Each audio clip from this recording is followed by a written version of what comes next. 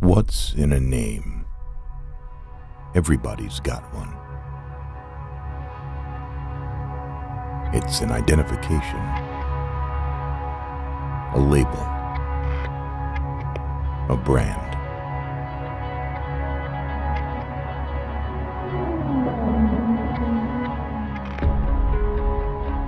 How do you make your name? How do you earn it?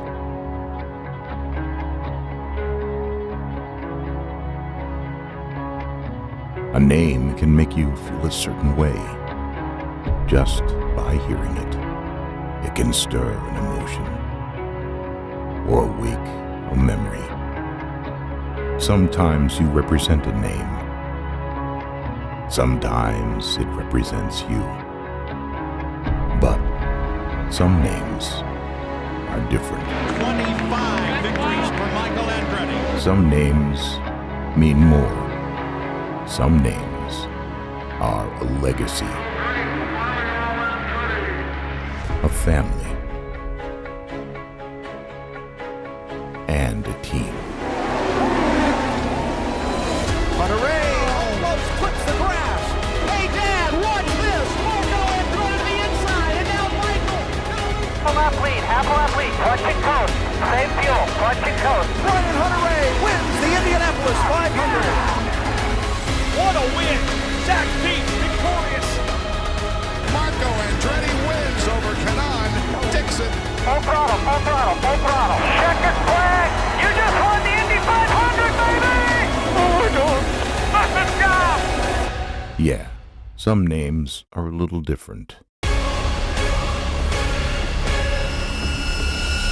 Some names mean everything.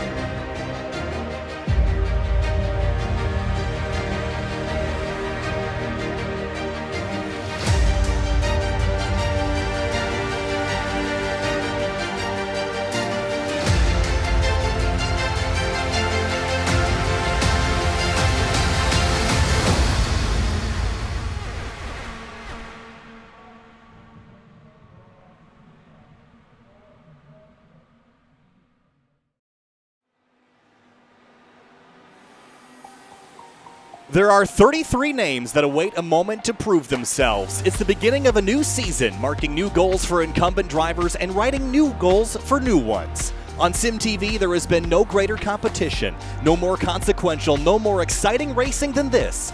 High-powered Indy cars in some of the fastest ovals in North America and the world, and trips to some of the most renowned road courses in the country. It all begins tonight with the Catalyst 317 at Michigan for the most elite drivers in oval IndyCar racing.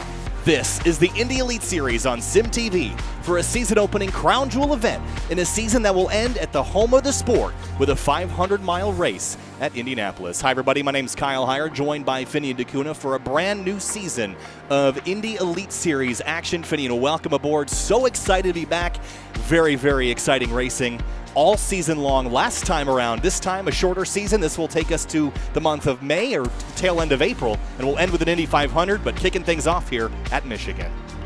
Yeah, great to be back, not just in the booth in general, but also back in the booth with you. We were joking before we went live. It's been about 4 months since we did a broadcast together, so glad to be back with you in the booth, Kyle. And especially with this group of drivers, I mean, they put on a fantastic show last season. The duel between Philip Krause and Adam Blocker for the title was a fantastic battle to watch.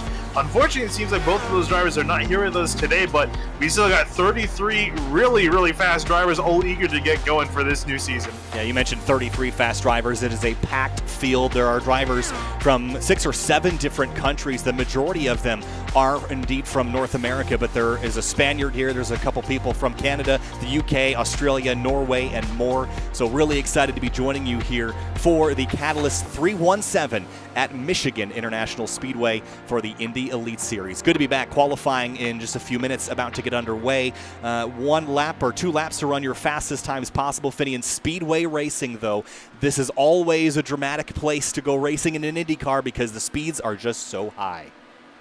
Yeah, especially too with the pack racing. I mean, there's part of a reason why IndyCar hasn't really done a whole lot of speedways. I mean, really the only one on the calendar is left is Texas and Indy, but like tracks like Michigan and California are extremely dangerous just because of the pack racing nature. These guys inches away from each other at 220, 230 miles an hour, and just one little mistake can take out half the field and in a very violent crash. So we're going to have to see how well these guys can be able to keep it under control flying around here for 159 laps. And if you think about last season, starting up front does not get you out of the chaos. It was the pole sitter at Homestead last season that ended up in the wall in the first corner in a dramatic 17 or 18 car crash to start off last season. So hopefully we get off to a cleaner start this time around. 10 minutes go up on the board here for qualifying at Michigan International Speedway. We saw some track facts a little earlier. Let's have a look at the weather here today, Finney. And sunny in the air, 79 degrees, but 114. That track temp is pretty toasty.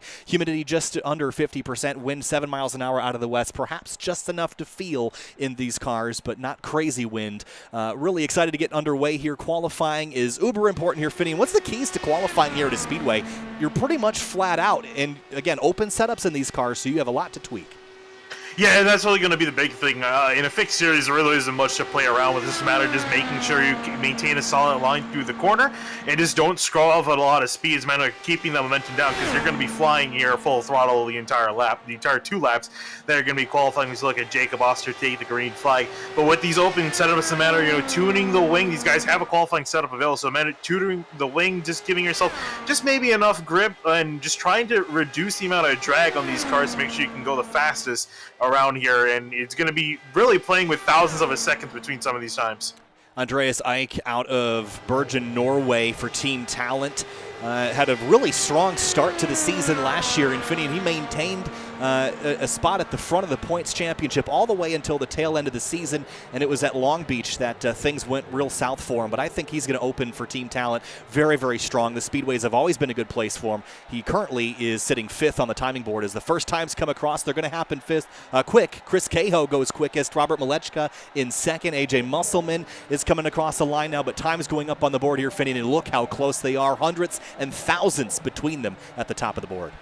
Yeah, that's why I see Chris Cahill up near the top. Robert Malechka, too, in fact, was what a lot of drivers were saying amongst themselves. We had a really solid shot at taking home the win today.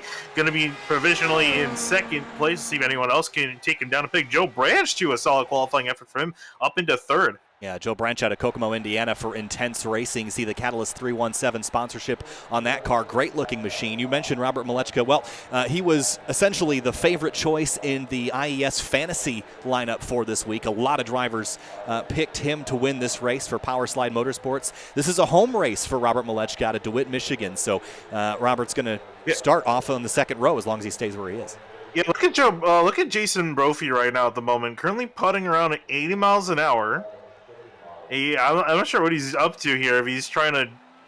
Okay, now he's finally getting on the loud pedal. So I think he's going to do one warm-up lap and then do 1 second flying lap. It was interesting. He paced around the entire track at just about 80 miles an hour.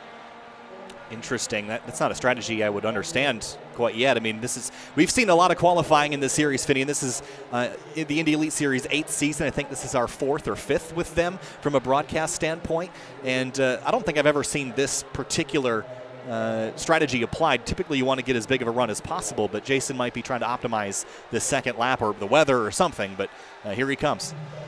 Yeah, so his first lap, I don't think is going to count for anything. Fortunately for him, it looks like we're missing Craig Forsyth. It looks like he's just disconnected from the server, so not sure if he's going to join back and try to put in a lap. But at the moment, there's exactly 33 drivers ready to take the greens. You can see them all the way down in 30 seconds, so I'll be a little bit concerned but it looks like he's going to continue on with the lap. Alexis Newsom. Also on a lap. Yeah, Alexis has joined us here this season. She's running the number 63 car. Crossed the line for her first lap, and looks like that might have just been the warm-up, actually. She's getting rolling down in turn 1. Here comes Jason Brophy across the line, up onto the apron. Across the line, a 32.409. That's good enough to put him second quick, so does he know something that others don't, Finian?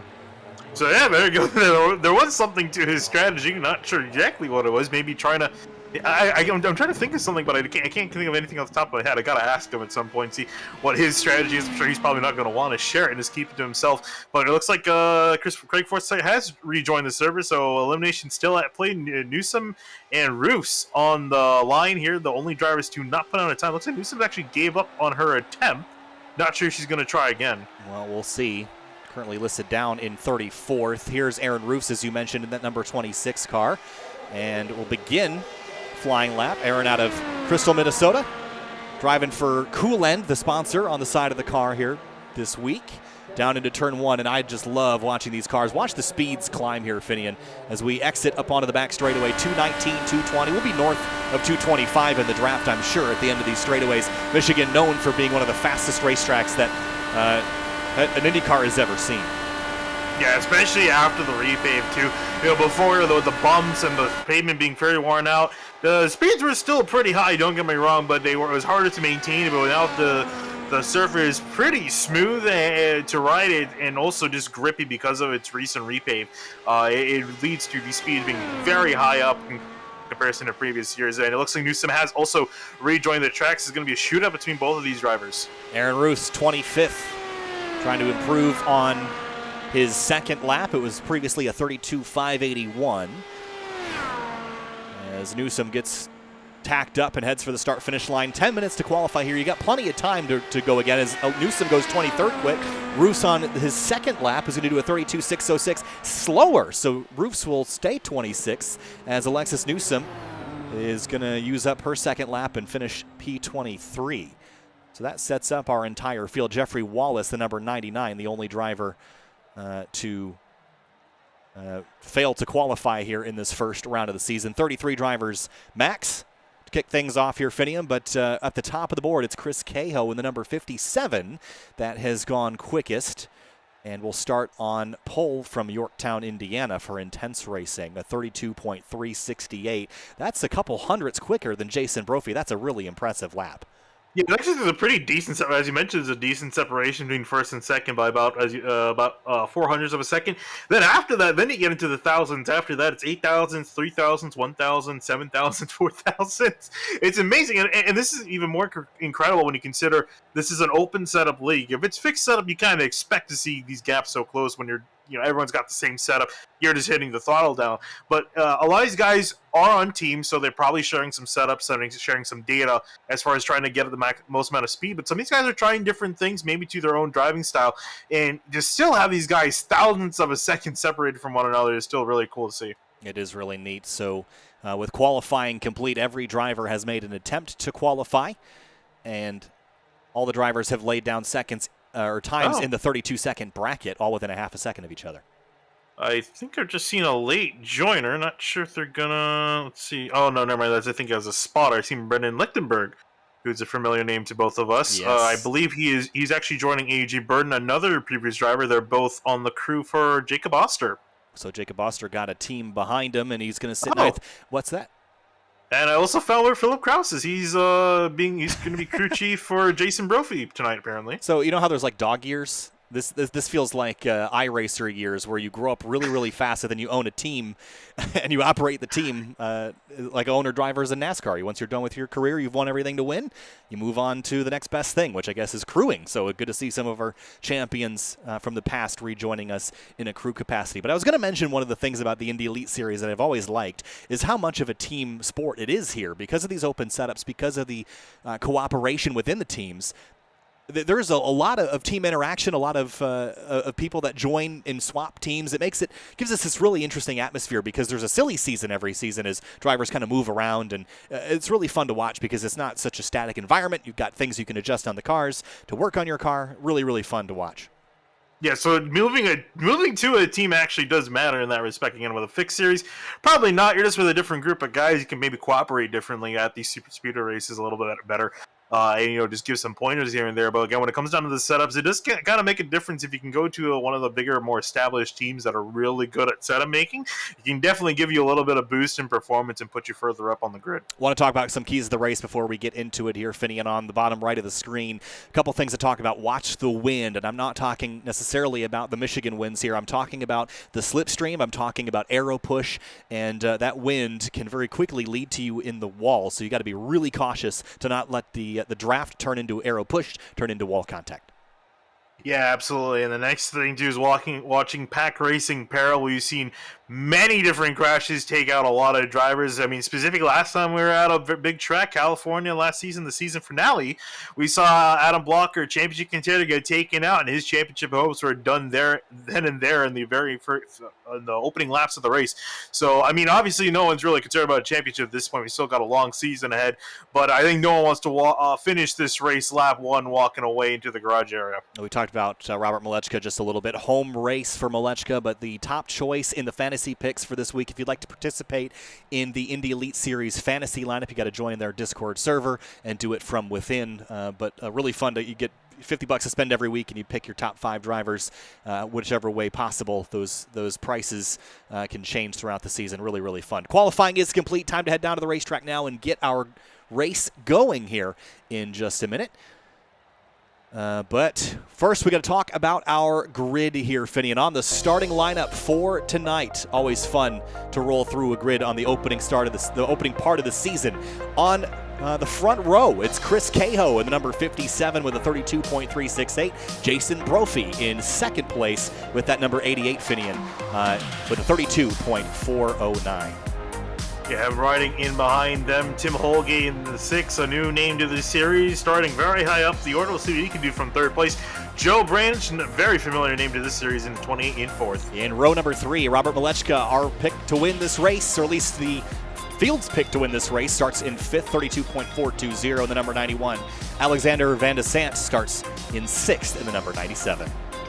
Austin's going to be riding in the 7 car, ironically in 7th place on the inside lane. Next to him, David Adams in the 00, going to be starting in 8th. In 9th place, Jacob Oster in the number 09, alongside Matt Hollaba in the number 02 in 10th. He's a Speedway king, Finian. Wouldn't be surprised to see him move forward.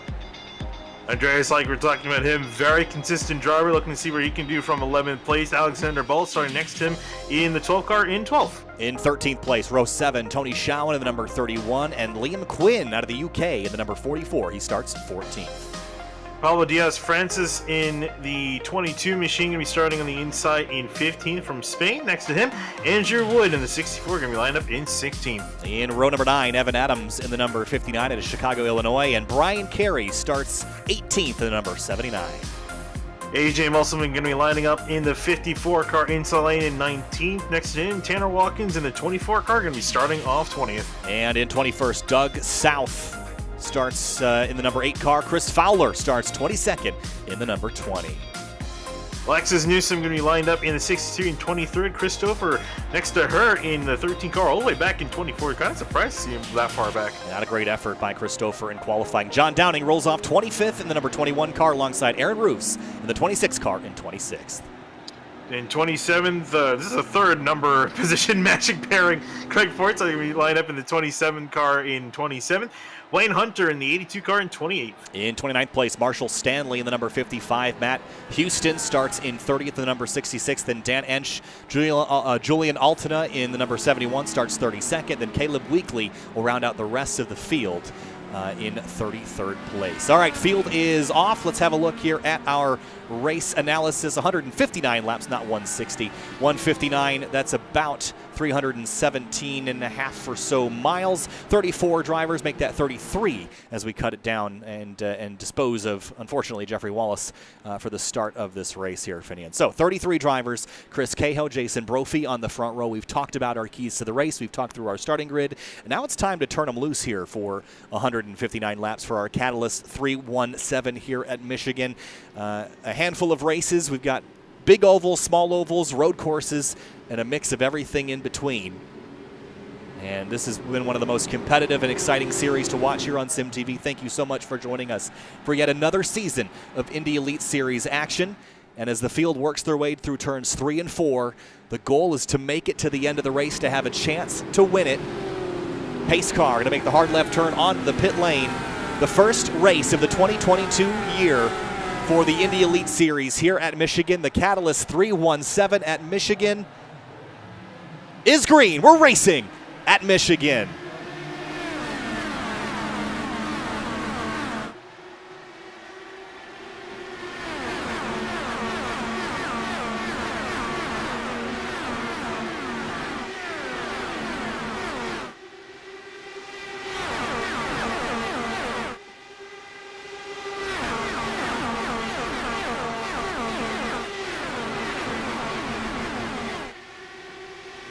Lap 1 almost complete already, and a frantic start there. Jason Brophy to the front. Big move there on the back straightaway. Takes him in front of Chris Cahill, Holgate, Branch, and Van der Sant. The rest of the top 5 here, Finney, and lots of shuffling in the top 10. Yeah, everyone already single file. Looks like everyone's just kind of pacing themselves out. Austin Speed on the inside, trying to make something happen. Now they found out double wides. Everyone's trying to avoid that dirty air we were talking about. Trying to get as much clean air to the nose, get that car rotate, and keep it in line. There's Matt Hollaba in the number 02, riding in 10th right now. He started this race in 10th, but looks to grab 9th from Austin Espedy in the number 7, just ahead of him. That's that blue and silver car who runs in 9th after dropping 2 spots from the start of the green flag. Behind them still, there's some position shuffling. Liam Quinn is back 1 spot after starting in 14th. And the first couple laps, Finian, this is a frantic moment because you don't really know what you've got yet. You haven't totally scienced out your car in traffic. You know how it drives on its own. You don't necessarily know how it drives in a big pack like this. Yeah, I mean, these guys have been doing some tests, but there's no real test like having 33 guys in front of you in a big pack like this. Really gives you a chance to feel out the car, and you guys can make adjustments on the fly. You can adjust the weight jack or make the rear rotate a little bit better, as well as the front and rear anti-roll bars. So they're going to be playing with the switches, if they have enough switches on their wheels, that is throughout the race trying to fine-tune these cars for the run. There's Jacob Oster up 3 spots from where he started in that number 09. See him up there. Just losing a spot now to Robert Malechka, the number 91, who moves forward, and David Adams got chopped off there on the run into turn 3. Heard you gasp there, Finney. That was pretty tight. Yeah, it really is. I mean, you can chop someone off in a stock car, maybe you get a little bit of wiggle when they make contact. Here, someone's going to go flying to the wall and destroy their car for the day. You got to be very careful. Again, these guys playing with inches, and you got to be careful because you can lose a wing. Maybe you'll be all right. You can also lose a wheel, and you can be done in the garage. There's the number 97. That's that white and purple car, Alexander Van der Sant in the number 97. Van der Sant down the back straightaway now in line, but Jason Brophy out to a pretty strong start. This is similar to what we saw last year at Homestead as well, so a lot of early speed here all on his own, but again, depending on how you've got this car set up, it'll be better trimmed out front versus packed in traffic as Pablo Diaz-Francis finds his way back to 13th here, this number 22, just behind Matt Hollaba, who's dropped 2 spots now to 12th. Yeah, I'm looking at one driver in particular, Andrew Wood, one of the few guys trying to make some way on the inside lane. You see these guys go almost 3 wide. Mostly everyone's kind of ducking up high and then maybe turning middle lane in the corner, but Andrew Wood's been trying to make up some ground on the bottom lane. He was 14th a few laps ago, moving up to 10th, now 8th, as he's trying to make a pass on David Adams. Right on board now with Andrew Wood. Look at the speed of the bottom right. That's miles per hour, 225 up into 6th gear. How about 230 plus off into turn number 1? 233 down into the first corner. Lifting and downshifting to get the car into gear, and a battle for the lead has exploded. Chris Cahill wants it back as he battles Jason Brophy. Jacob Oster up to 3rd place. Strong start by the driver in the number 09. Yeah, these top 3 have been incredibly dominant so far. I mean, it's obviously early pickings, lap 7, so there's still a lot to go. But these guys kind of almost slowly breaking away from the field. Not much, but they were kind of able to be ahead by a couple tenths of a second. Now here comes Tim Holgate. Whoa, big move to the inside into turn 1. Tim Holgate trying to make that stick, but he's going to kill a lot of the momentum that he had built there. So come up off the corner, Brophy leads, Cahill, Oscar, Holgate, and Vander Sant jumps up into 5th place for a moment. Joe Branch, the number 28, Catalyst 317, colors on that car. He goes to the bottom now, trying to grab a spot from Holgate. They're 3 wide behind him. Awesome. Espedy in the middle in that blue and silver number 7, as we mentioned. Pablo Diaz-Francis in the kind of magenta and black car on the bottom, and Andreas Eich in the number 76 championship contender from last year in the thick of it right now. Yeah, I'm sure he's probably going to want to get out of the thick of it. Remember the big thing that took him out of contention last season was a wreck at Kansas. He was just kind of riding midfield and got caught up in other people's problems. So I'm sure he's going to want to try to avoid that as the car is going to duck out of line. It's Malechka. Malechka, yeah. Maybe feeling a bit unsettled and unsafe right now with the way things are going up there at the front. That could be a warning sign for a driver who is from this area. You'd think he'd know how to get around here pretty well in traffic, but he's going to bail out and maybe wait for his turn. Got a lot of pack racing kind of happening right now, and that might be unsettling. Yeah, I think he's deciding, yeah, you guys fight it out and eventually wreck. I'm going to just hang in on the back. It's not terrible strategy, but so far so good. I mean, it's all good until it goes wrong. And everyone still, the entire field is pretty much within one straightaway. So they're all very close together. If something goes wrong, it's still going to take out a lot of drivers. That's what would make me nervous, is I'm not sure how easily he can get out of the way. There's Team Talent driver Liam Quinn tucked in behind Andreas Eich. And top or bottom here, Finney, do you like having mobility of the bottom and being able to kind of sweep around on the corner exits, or do you like being up high and carrying as much speed as possible? I mean, I think I kind of like being up high. I mean, tire is not going to be the biggest factor of the day, but I mean, it's still going to be, a factor. And these guys riding up on the top, they're going to have a little bit more to work with towards the end of the run. It's not so much a problem making it through the corner. It's really when this dirty air, you're going to be relying on the tires quite a bit. And if you're constantly down there on the bottom lane, you're just going to be making those tires work that much more. So these guys up on top being a little bit conservative, they're just kind of riding it out. Guys on the bottom trying to make some way. And honestly, the way they're racing, it looks like the Daytona 500 with these lanes. Jacob Oster cuts to the bottom there in 2nd place in the 09. There's Vander Sant gets squeezed on corner exit, and now they're 3 wide. Tim Holgate in the mix now in the number 6. That got a little bit dicey off corner exit. Pablo Diaz-Francis jumps to the middle of the racetrack there. Yeah, couldn't quite get anything done. A little bit of a late dive into turn 3. But yeah, that could have been very dangerous. Everyone trying to back out, find a lane, and again, playing with inches, playing with seconds. You got to be very quick to react, otherwise you're going to go flying to the back of someone. Oh, Andrew Wood slides in front of Brophy at corner exit. There's a look off the gearbox of Wood as Brophy goes back to the bottom. And there's Oster and Cahill. Surprised Oster into turn 3, dropped to the bottom and took that spot away before Oster could cover. Yeah, Andrew Wood, I think, if I'm not mistaken, biggest mover of the race so far, from 16th all the way to P1 at the moment. So he definitely got a car that can maneuver through the field. Chris Stouffer also, remember we were talking about him, this point of qualifying effort from his perspective, started 24th all the way up into 8th, up 16 spots. Down the back straightaway, Brophy and Wood continue to swap up front. I don't think that's where the drama is going to come from. There's this big middle pack that makes me nervous here, Finney. We can't sustain this for the entire race. This is just that kind of racing that is going to cause a crash, a collision at some point. It's just a matter of time. So I like Malechka's idea of dropping out of the mix. If the pack is going to stay together, you might as well be at the back, where at least you have a chance to avoid it. If you're, there it is! Trouble behind them, crash in turn number 2. There's a car upside down, tumbling. And is it Chris Fowler? It is Chris Fowler, tumbling end over end. And crash here on lap number 15. Yeah, speak of the devil, that was a violent accident. Well, here's a look violence, at it. putting it lightly.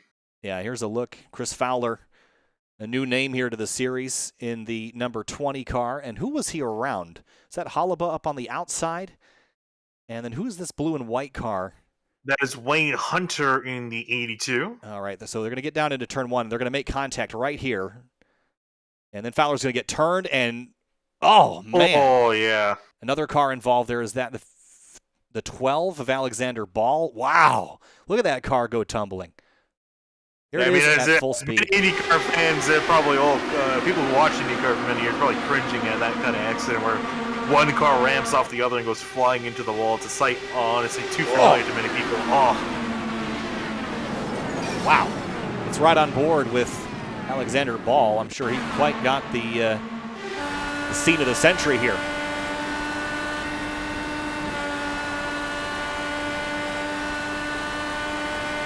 Everything's looking good. All of a sudden, tap of the car and nothing he could have done. And right here, it comes back across over the top of him and then tumbles down the racetrack. One driver diving out of the way. I think that was Malechka that managed to avoid all that. But with that said, first crash out of the way, and honestly, it was a smaller crash than I thought it was going to be based on when we first saw the collision. I was trying to get a casualty report. Yeah, it looks like we only lost 3 cars: Wayne Hunter, Chris Fowler, and Alexander Ball. Everyone else still running, so all things considered, pretty good. Well, Alexander Ball's car's got all 4 tires on it, which is a good sign. Now, will he get those side pods back is the question. Yeah, we have to see. There was that glitch where if you kept all 4 wheels attached. As Jason Brophy spins out of pit road. Oh boy, trouble for the number 88. And yeah, it's not how you want to start a season. Oh, here's a look at what just happened. Did just wheel spin it? Oh yeah, right there. Didn't hit anything, but it's going to drop him way down the order and cost him a lot of spots. He was up towards the front. Finally gets a turn back around in 21st. Yeah, cold tires are not fun. I mean, you think you'll be fine, a little few revs in first gear, but it can get around on you quickly. And for Jason Brophy, going to drop all the way back to 21st. So that's going to cost him some time. But as we've seen, I don't think middle of the pack is a place to be. So if you can't be up front, you might as well be in the back. Chris Cahill in command now. Andrew Wood in second. Jacob Oster, Van der Sant, and Chris Stouffer, the rest of your top 5. Finian. Okay, apparently Brophy looks like he might get his position back, and I think that's because he spun after the cone. So, because I heard him say he was passing people low. So yeah, so he came out of pit road in 3rd. He just had a little bit of a spin, and yeah, there's your mulligan for the day. I mean, he's lucky because if this was in real life, he would have not been given his position back. Got a little bit lucky there, and we get the 1 to green, so the lights are out atop the pace car. And we'll go again. This race, if it goes green from here to the end, will be approximately an hour and 17 minutes in the making. And this is one of the longer races of the season. We've seen in the past, Finian, these Indy Elite Series races can be fairly short. This is not one of them. This is on the longer end of this, which gives you plenty of time, and that means that even if Jason Brophy had lost those positions, I wouldn't have even thought anything of it. There's so much racing left that I don't think being up front right now matters a whole lot. As long as you're not collected in an issue at the beginning of the race, I think you're in a good spot. Let's check in on some other drivers. Matt Hollaba in the 0-2 did not make a ton of progress here, Finian. Started in 10th and has actually gone backwards since the start of the race, and we typically see him move forward pretty quickly at these speedway races. Yeah, the speedway tracks are definitely his bread and butter. Unfortunately, he's just kind of hanging around in midfield. So I hasn't really been doing a lot. I think he's just one of those guys that's going to play it. I know definitely for a fact Matt's one of those drivers that just wants to be patient, ride out the first half to 3/4 of a race, and then towards the end we'll start getting a little bit more punchy and try to move himself up to the front. But definitely keep an eye on the 0-2 car towards the end. He will try to peek his head up near the front. We'll see what he can do. All right, so Chris Cahill is your race leader. And we've completed 17 laps out of 159 in this race. Pace car pulls off again, and Chris Cahill is in command of the restart. Leaves some lanes on the outside. Interestingly, look at Brophy taking a look. And green flag back in the air, racing again in the Catalyst 317 at Michigan. Cahill takes him back. Ooh, and already a move from 4th place. That was Van der Sant making a move to the inside of Oster, heading off into turn 1. Is going to get the spot immediately. Yeah, great restart there for Van der Sant in the number 97. Drops up into 4th place across the nose of Jacob Oster. Jason Brophy right behind Andrew Wood's going to pop to the left into turn number 3. Big head of steam on Chris Cahill as well. He's going to sweep to the inside and go for the race lead here in turn 3. Yeah, he's really lucky he spun after passing that green code, because he would not have been fighting for the lead. We've been having to fight his way back up to the front. But speaking of which, I didn't get a chance to lead that lap. If not, it was very close as Wood goes flying past him. Yeah, Wood took that head of steam. A lot of drafting happening right now as we head off into turns 1 and 2. The 2 race leaders fighting very, very hard at the front of the order here as we come off turn 2. Significantly less bunching in the pack this time after this restart here, Finian, but a lot bigger runs resulting from it. Yeah, I was going to say, when we started to get green flag pit stops, that's really probably going to see the pack be broken up quite a bit as some drivers make a mistake down a pit lane or, just don't have as fast of a stop. But we're going to probably see them slowly get more bunched up. You're going to see some guys starting to join this front pack up ahead here as they go flying off of turn 1 yet again. Oster to the inside of Anderson. And here comes Jacob Oster in that green 09 to the bottom of the racetrack. And good to have a dark green car up here. We're missing Henry Bennett this season, so good to have someone representing. Austin Espedy and Chris Stouffer battling off into turn number 3. David Adams in the 00 up into 8th place now. Yeah, especially feeling good for the Sadie guys. They're looking pretty punchy in the last few seasons. I feel like they've kind of struggled, but so far looking like they're doing pretty well up near the front here early on. Look at Van de Sande on the outside, though, Finian, taking that momentum. And Brophy is going to leave him a lane. Jacob Oster's going to have a big head of steam, and he's going to probably drop to the inside or sit in line here. Here comes Stouffer, though, with a head of steam. He's not going to wait for anybody. Yeah, that just shows you how much of a run you can get. And how about Stouffer? If he can get past Van de Sande, he's going to be up from 24th all the way to 3rd. That's 21 positions gained. He's not stopping. He's got a huge head of steam on the leaders. And just updating you on Alexander Ball, looks like he would head back down pit lane. Still has the car rolling. But is trying to get that car back out on the racetrack. The 64 slides up in front of Van de Sande on the exit at turn number 2. Oster and Espedy, 5th and 6th. Chris Cahill back to 7th after kind of getting swarmed there. Yeah, it's a tough thing. Once you get passed by one guy, it seems like you get passed by 3 more as everyone just kind of has a lot more momentum than you. So it's a matter of kind of getting yourself reorganized, reoriented, and then trying to put yourself back up. Cahill with intense racing out of Yorktown, Indiana. Big run on the outside here, kind of the 3rd lane up. Had to make a big lift. There's a big hole in the air when you've got cars 2 and 3 wide in front of you, Finney. There's just not a lot of air to work with, and you're going to get kind of that push effect multiplied. Yeah, especially later on the run, that's going to get only worse and worse as the tires start to wear out a little bit. So you're going to have to be careful more and more. Now you can kind of just deal with it and kind of force the car to rotate, but watching that tire manage is going to be a big thing as the leaders get split 3 wide. It's Tanner Watkins in the number 24. Haven't talked a whole lot about him. Not really gone anywhere just yet in that 24 car. You mentioned the leaders were 3 wide. They're back to 2, back to single, but Van de Sande wants to go double file again down the back straightaway. Yeah, looking a lot more race up in the front. We saw kind of a safety position here and there, but now kind of all 3 of them are just kind of going at each other. And it's kind of it looks like that patience is slowly wearing off. Austin Espedy started 7th, but up to 4th, and now in the mix for the lead. Brophy's going to squeeze to the outside, 3 wide into turn 1. That's not a very self-preserving move there, Finian, but the lead matters, and it matters a lot. These guys are going for it. And it seems like all these guys I think, if anything, I think all these guys just want the clean air. And it's like the ideal thing for these cars is clean air. You get really no tire wear, and you can kind of just focus on riding your own line. And everyone wants it. Unfortunately, there's so much of it you can get in a big pack like this. Oh, Van de Sande and Jason Brophy nose to tail by inches, and Brophy bobbled there at the exit of 4, trying to squeeze up around the outside. Here comes Espedy in the number 7 in the draft of the 88, and Stouffer and Wood back in the mix. It's frantic up front. Lots of big moves here early, and we're only on lap 27 of 159. Yeah, I guess all these guys trying to play with some moves. I mean, hey, if you want to experiment now rather than on the last lap. Trying to see how much he can get away with. Tim Holgate just throw it into the inside in turn 3, gain 1, 2, maybe even 3 spots. He can get past Stouffer. Can't quite get it done off of 4. Already had 14 lead changes in 27 laps. How about that? 5 different leaders in this race as well. Yeah, and the thing is, too, that lead change graphic only counts the lead changes at the line. So if it was every single exchange, it would be a lot more than that. It would be. Probably be double or triple that. Brophy out in front. He was the commanding driver in the first run of the day, 15 laps. Van der Sande, though, in turn 3 and 4, goes to the bottom and retakes the lead back. Joe Branch up in the top 10. Jacob Oster has dropped down to 8th. And Robert Malechka is back up to 22nd. So the 91 moving back forward as here comes Tim Holgate into the mix in that number 6.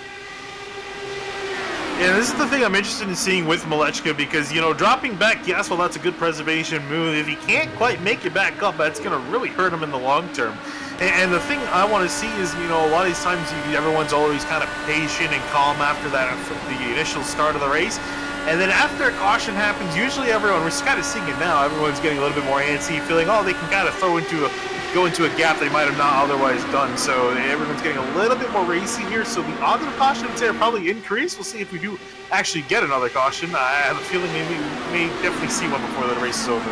And Indy Elite Series in the past has been really some of the extremes. We've seen races go caution-free. We've seen races that have turned into bloodbaths in the past, but today so far just one caution for 3 laps. Jason Brophy leads the way, Van de Sant in second, and Espedy, Holgate, Stouffer the rest of the top 5. It's just a hornet's nest.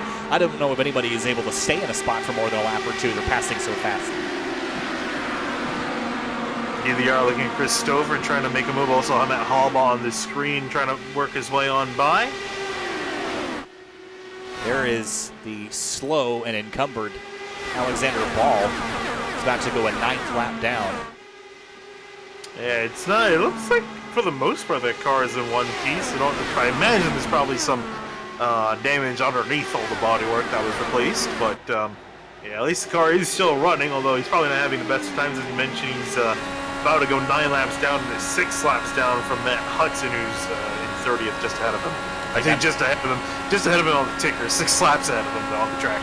Curious to see how quickly Ball is dispatched by these race leaders, or if he can drop in line here and get back in the race, at least in the drafted portion. The top 5 cars have sort of broken away. That was really dicey. Brophy into turn 3, went for a dive, and Van de Sant tried to block. Here's what that just looked like a moment ago. Very, very close. Almost saw Chris Stouffer getting pinched into the lap car. Tim Holgate was trying to make a move on the inside of him, and Stouffer had to kind of thread the needle, so that could have been a very dangerous moment right there. Oh, I think I just saw Ball get into the wall. And indeed he did. He got into the wall trying to stay out of everyone's way in turns 1 and 2. So that broke up the pack just a little bit. The front 3 now broken away. See Chris Stouffer perhaps a bit slow there. That's that silver car. Tim Holgate to the inside in the number 6. And Andrew Wood kind of got separated from those front 3 as well. But the draft is so strong, Finney, it's going to pull them right back into the mix. I'm not sure that she'll be able to break away very easily in this race. This car just doesn't lend itself to that. Look at Wood slicing and dicing in the mix. Yeah, magic number is around 1.2 to 1.5 seconds. Once you get, you kind of start to get that draft at around 1.2 seconds behind. And once you get to like 1.5, then you're pretty much just about on the cusp of breaking it away. Problem is, as you mentioned, no one's really gotten separated in this pack by that much. They've gotten separated by maybe up to a second, but then they slowly reel each other back in. So really, until we see green flag pit stops, I think it's going to maybe be the first sign of the pack kind of slowly separating out, but it's still kind of relatively strung out. It hasn't been, I don't think it was near the point where we had that last caution. It's going to calm down a teeny bit. See if it stays that way, though. I have a feeling it won't. Well, we made it a little bit longer this run already. The first caution came at lap number 15. It was a 3-lap yellow. We restarted on lap number 18. And we have since made it about 18 laps since then. Jason Brophy picks the middle of the road. Van de Sant goes to the outside of the racetrack to try to carry some speed. And watch this slipstream here on the back straightaway. Yeah, especially in comparison to the leader, too. Both Brophy and Van de Sant getting a pretty good run. Brophy going to use it to go to the inside, easily able to take the lead back. Van de Sant just playing it a little bit more cautious, kind of riding up on the top lane. So everyone pit on that last caution, and we're expecting about 35 laps on fuel in the draft, perhaps a little bit less than that if you've been up front most of the race. So that means we're about 10 laps away from seeing drivers begin to hit pit lane. Yeah, and really, it could potentially be a fuel mileage thing. You have to see how, a fuel mileage race, have to see how this plays out in the long term. If guys are going to try to stretch it just to make sure they're hitting their numbers. It's a driver that's moved forward quite a bit. Alexis Newsom in the number 63. She qualified 23rd. She's up to 11th. And continuing to climb. And Alexis out of Ashland, Kentucky for Indy Alliance Racing, and continuing to move forward up towards the top 10. Yeah, just on the cusp of making it in, as she's going to just pass Jacob Oster off of turn number 2. Not sure that's going to last, as Oster's got a little bit more slipstream. You can see him start to break away by a lot. Clears her by the time to get to turn number 3. Something very handsome about that red, white, and blue on the IR-18 Indy car. Just behind her, Liam Quinn in the number 44 out of Bedfordshire, England. And his Norwegian friend Andreas Eik to the outside of the Team Talon car. Yeah, long-term drivers in this series, very familiar with each other. And Ike, again, one of those driver guys, is kind of sitting tight. Liam Quinn, a bit surprised to see midfield. Would expect to see him a little bit further up. But also been kind of hanging around in the midfield as Matt Hollabaugh works past him. Yeah, Hollabaugh continuing to try to move forward, but this just goes to show you Hollabaugh was kind of at the top of his game in this series in the Speedways last year. I think we've seen some creep in terms of what the driver's been able to find in the setups. It seems like the series is extremely competitive this year. No one team has really shoved to the forefront so far. Yeah, and a lot of newer names near the top of the order. We have our kind of incumbents, Espedy, Brophy, Stouffer, but new names: Van der Sand, Holgate, Francis, Austria, Newsom also too, all working their way up the order. So they're giving a fight to some of these guys that have been around here quite a while. It's great to see because they've also now got to find some more speed. Into turn one, Espedy and Brophy continue to battle back and forth. Van de Sant has been in the mix. Pablo Diaz-Francis, we haven't talked a whole lot about him, but out of Spain for the Necki Racing team, the only Spaniard in the field. And drops to the bottom of the racetrack, runs 7th right now after starting this race in 15th place. So overall, forward progress for the number 22.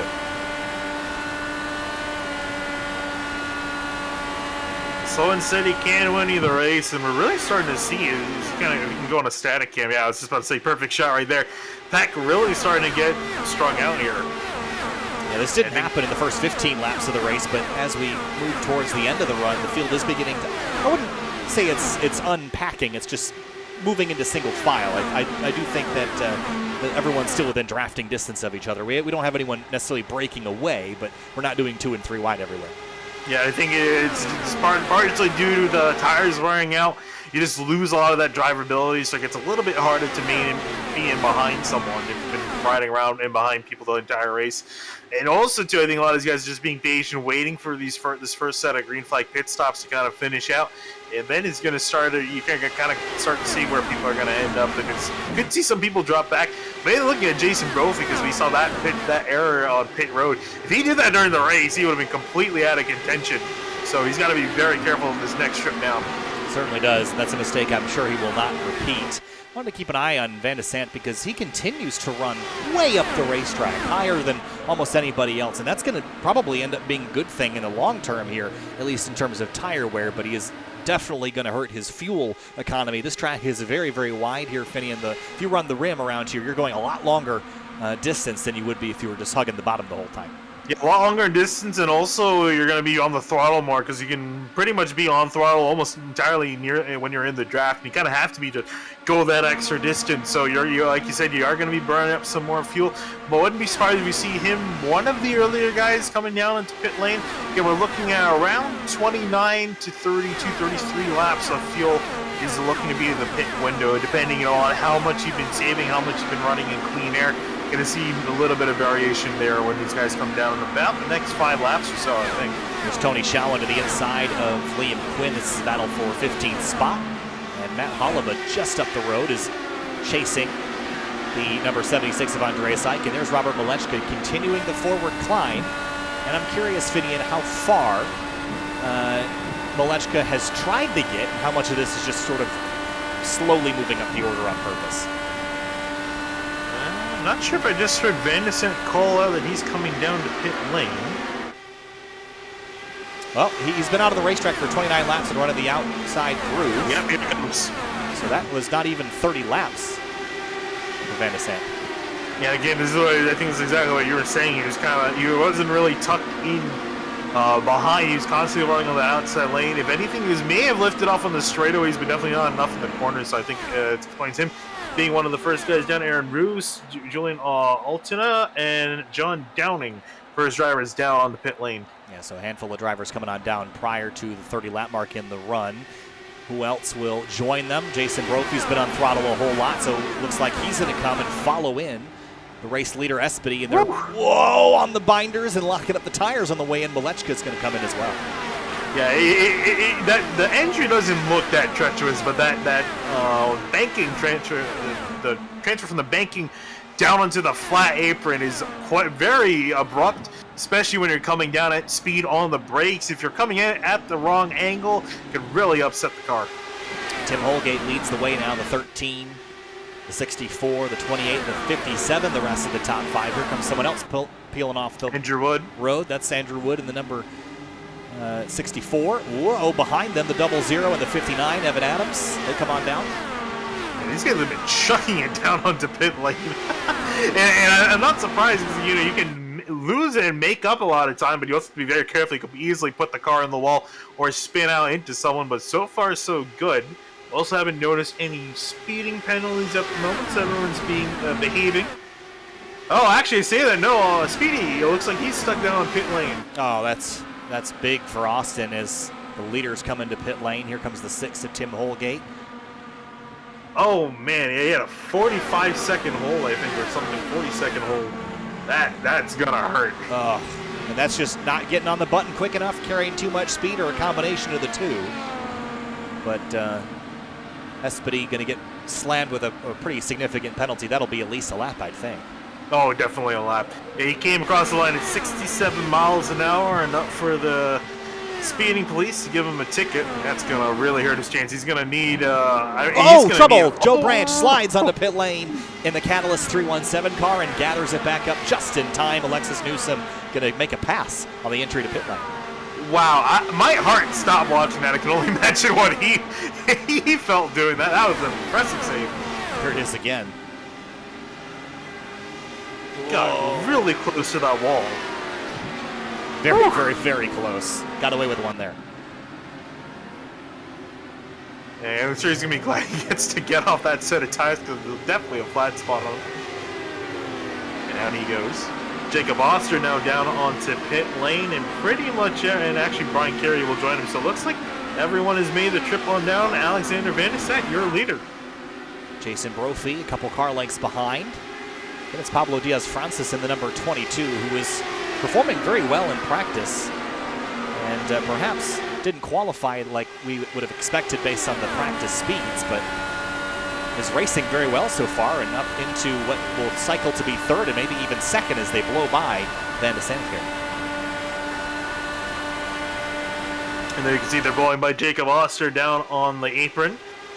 So people are going to be a lot more strung out now as the leaders go side by side. Oster trying to get himself back out there. Curious to see, again, with the mileage, if he saved a little bit of gas, that could help him in the wrong one. Some of these guys that pit a little early may have to come in for an extra stop. It's only going to be a matter of time before he's still got over 100 laps left to go. And now that we've made it through that first big run after a caution, we've kind of spread the field out here, Finney, and this gives us a much better chance of going green for a lot longer. But there is still some packs located around the racetrack. Here's Chris Cahill following Chowan and Andreas Eich in a battle for 10th. But so far, so good. It's been a very clean race other than that 3-car incident on lap 15. And even then, considering that was in the midfield, I'm really surprised it's the only 3 drivers being involved in that. Everyone did an excellent job avoiding that incident.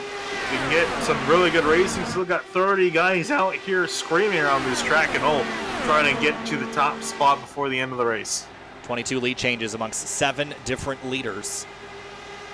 Pablo Diaz-Francis joins that party now with 2 laps in the books for the number 22 as the race leader. Oh, and look who's joined the front of the field. The red and white car, Robert Malechka in the 91, up into 6th. So effectively caught back up to pretty much where he started. He started in 5th, currently in 6th. So he's glad the way that pit cycle sorted out. Yeah, I think, again, the fantasy selections, you really want to just get a driver that is going to perform well at a decent value, and that's what everybody selected Robert Malechka for, and perhaps given it's the home race and for one of the powerhouse teams here in the IES, I think this was just a good choice for everybody. Doesn't necessarily mean he's going to win this race, but I think he was a good value pick for the fantasy players here in IES, and performing very well after he selected himself to drop back earlier in the race. Yeah, it's going to be tough to pull a win off here. I mean, there's a solid 6 or 7 guys that have a shot. They've all been pretty much near the front of the field, so he's going to have to get through them to get this win. And the way it's looking, the way these guys are racing, it seems like we're not going to know who's going to win this race till they come out at turn number 4 on the last lap.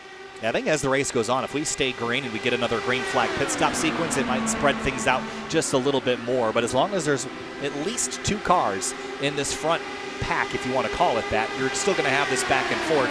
You know, it's always interesting to me, Finney, the way the IR18 races here in iRacing. It pack races a bit more than I think it would in the real world, which means it races a little better than it does in the real world, I think. It just doesn't quite seem to string out as much as the real world does, and I think that's for the better.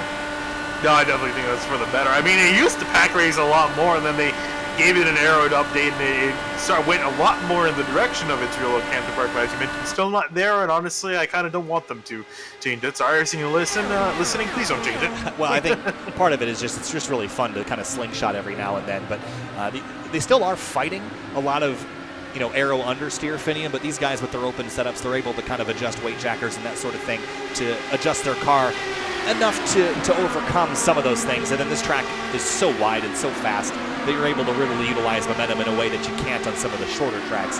So when we visit Gateway later in the season, I think we'll have perhaps different opinions on that, but for now, pretty awesome stuff. Here's Tim Holgate's view of the battle for 4th place. He's going to take it 3 wide into turn 3. Yeah, Bandisand again. This is the second and third time I see Bandisand just kind of caught in the middle. Guy with a run on the outside, guy with a bigger run on the inside. Nowhere for him to really go, except backed out. So he's just been kind of bullied out of position yet again. Got to sitting behind in 6th place. Now, what are you going to win on lap number 59 other than a trip to the infield care center if you get involved in a crash? So I think that was the smart move, is to back out. So we see Tim Holgate and Andrew Wood side by side. Wood went all the way up to the safer barrier. Yeah, so pretty much an established pack of 8 cars up near the front. Tail end of that is Alexa Newsom. She's moved up quite a bit, up into 8th, so officially in the top 10 for her.